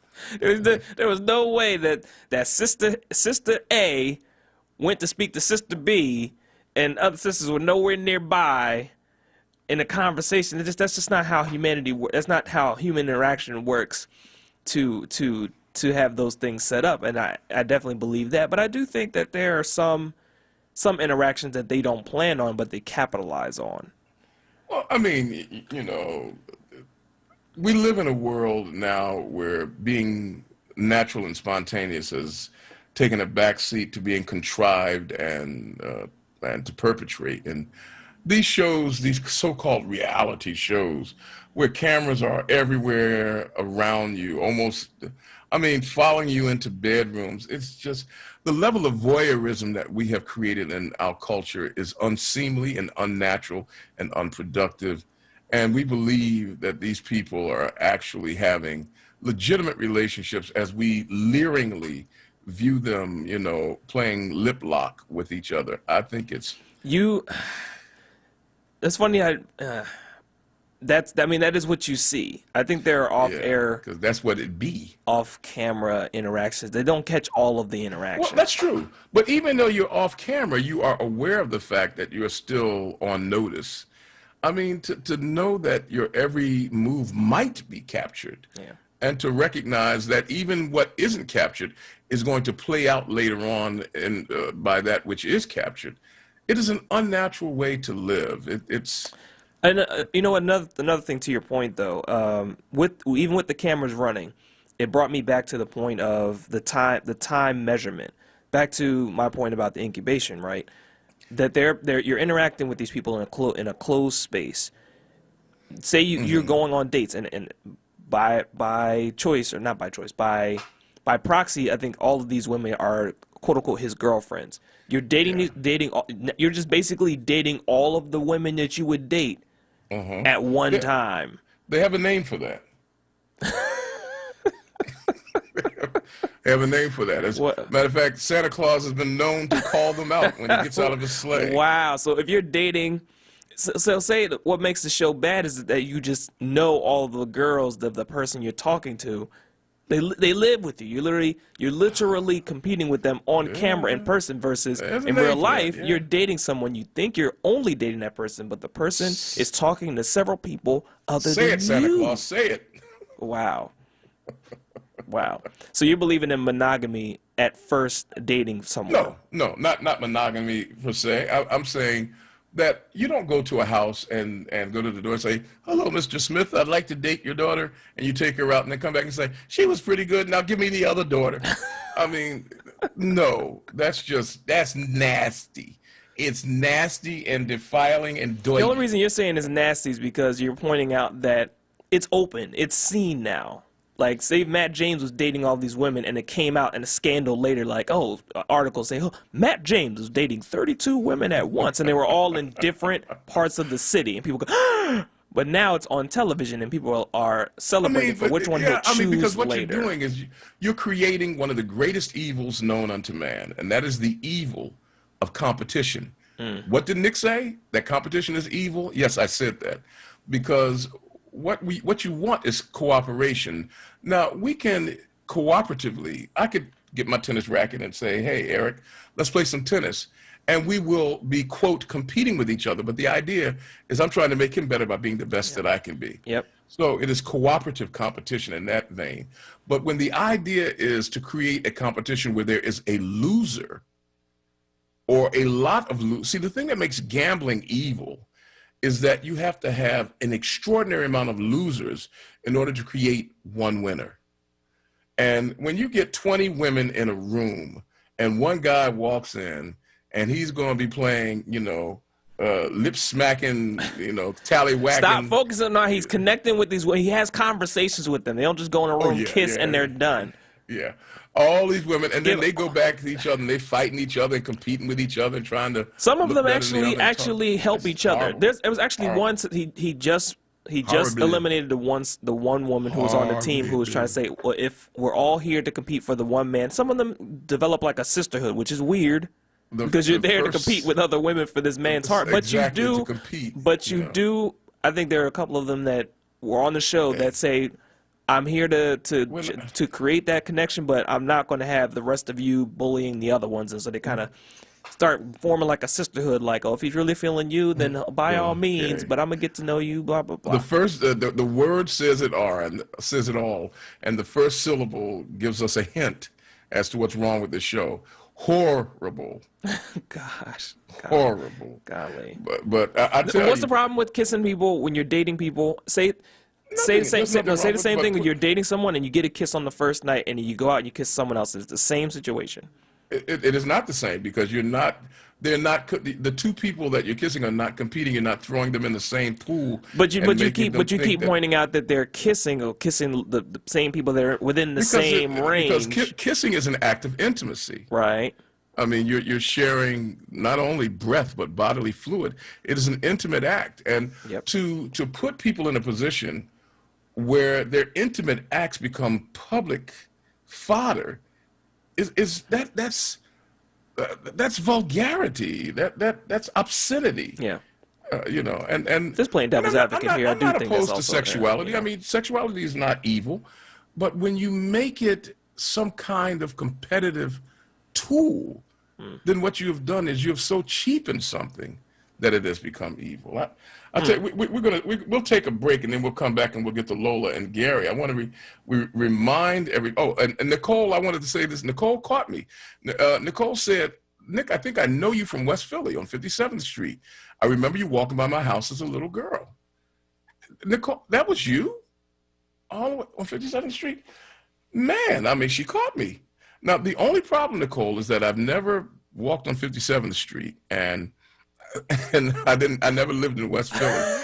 I am almost sure that was Denzel Washington, and you've confused me once again with him. We'll take a quick break, and then we'll come back, and we'll check in with Lola and Gary and Teresa. We will share your thoughts before it's all said and done. Stay with us here. 18 minutes away from the hour of 7 o'clock. This is WURD. I'm Nick, and we'll be back after this. Just one more step. You got it. You're doing great.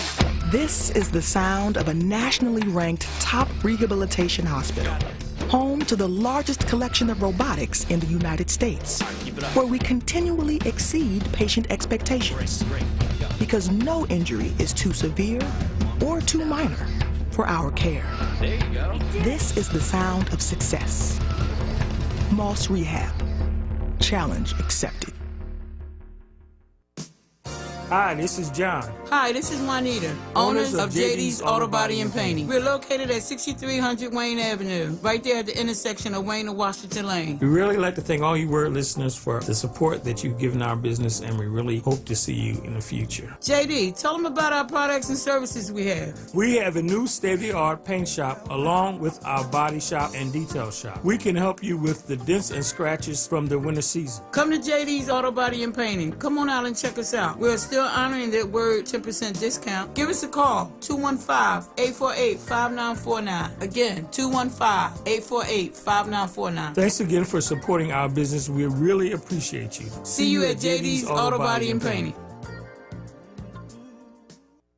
WURD TV. We're streaming live video of this conversation right now. Tune in on YouTube at onWURD or on Facebook at WURD. WURD TV. Black Talk Media. You're listening to Evening Words, hosted by Nick Taliaferro, exclusively on WURD Radio, 96.1 FM and 900 AM WURD. Back with you, ladies and gentlemen. We're going to get right to the phone lines. 215-6. Wait a minute. I don't even know why I'm giving you out the number. We've got two people on, and I doubt if I can get past the two that we have. But let's go first to Lola in Jenkintown. Lola, always a pleasure. Welcome back to you. Yes. Hi, Nick. Thanks for taking my call. You guys always are a on pleasure. it again tonight.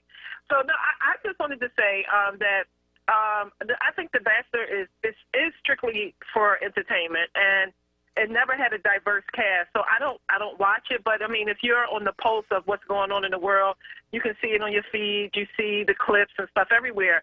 And my take about it is that, you know, for the first season that they get a, you know, black man, you know, his mother is white, so, you know, he's biracial, that they have all this controversy. And then, of course, he picks the one girl who, and not only, Nick, did she go to this plantation party, she dressed up as a Native American, and she was like a mean girl in high school to black girls and to white girls who dated black girls. So she doesn't just have this old history of just going to one party. She is a serial, you know, offender of racist acts. And so let's ask ourselves a question then. So if she was a mean girl to white girls who dated black guys, and she is now dating a black guy, doesn't that suggest that she is grown? No, Nick, that suggests that she wants fame and she's on here for her 15 minutes. No, that doesn't suggest anything. No, that doesn't. No, there were women back in the slavery times who did the same thing, and then will tip up in the back room or whatever they would do and get with the black buck. So no. Yeah, but they would do that in secret. She's doing this in television. She was professing her love to this man. People do this stuff for fame, Nick. Are you saying you don't think she actually? Have you seen this man? Have you seen this man? Look, I don't even swing that way, and I might go out with him once. He's a good-looking boy. Nick, that doesn't mean just because somebody's good-looking doesn't mean that that's the end all and be all. I mean, but she seems to. She seems to really like this guy. They all seem to like the guys. This has been on 20 seasons. They have maybe 5 couples that have really gotten married and stayed together, and then 2 of them have divorced. No, they are all on here for fame. And I think that what Chris Harrison did was disgusting to say. And the girl that you're talking about, she was not just a contestant. She was the first black female bachelor. I thought she was. She was the first one. Yeah. Right. Yeah. And so she's on as a correspondent to mentor him and to mentor the black girls that come on ever since she was on. So for him to come at her saying that in 2018 it was okay, no, it was never okay to be racist. He did not. He didn't say it was okay. He didn't say it was okay. Let's be fair to him. What he said was. He said, was it okay in 2018 and it's not in 2020? He did not say it. What he said was, he was pointing out the difference between the consciousness of 2021 and the consciousness of 2018. Now the point is, I think he had to learn.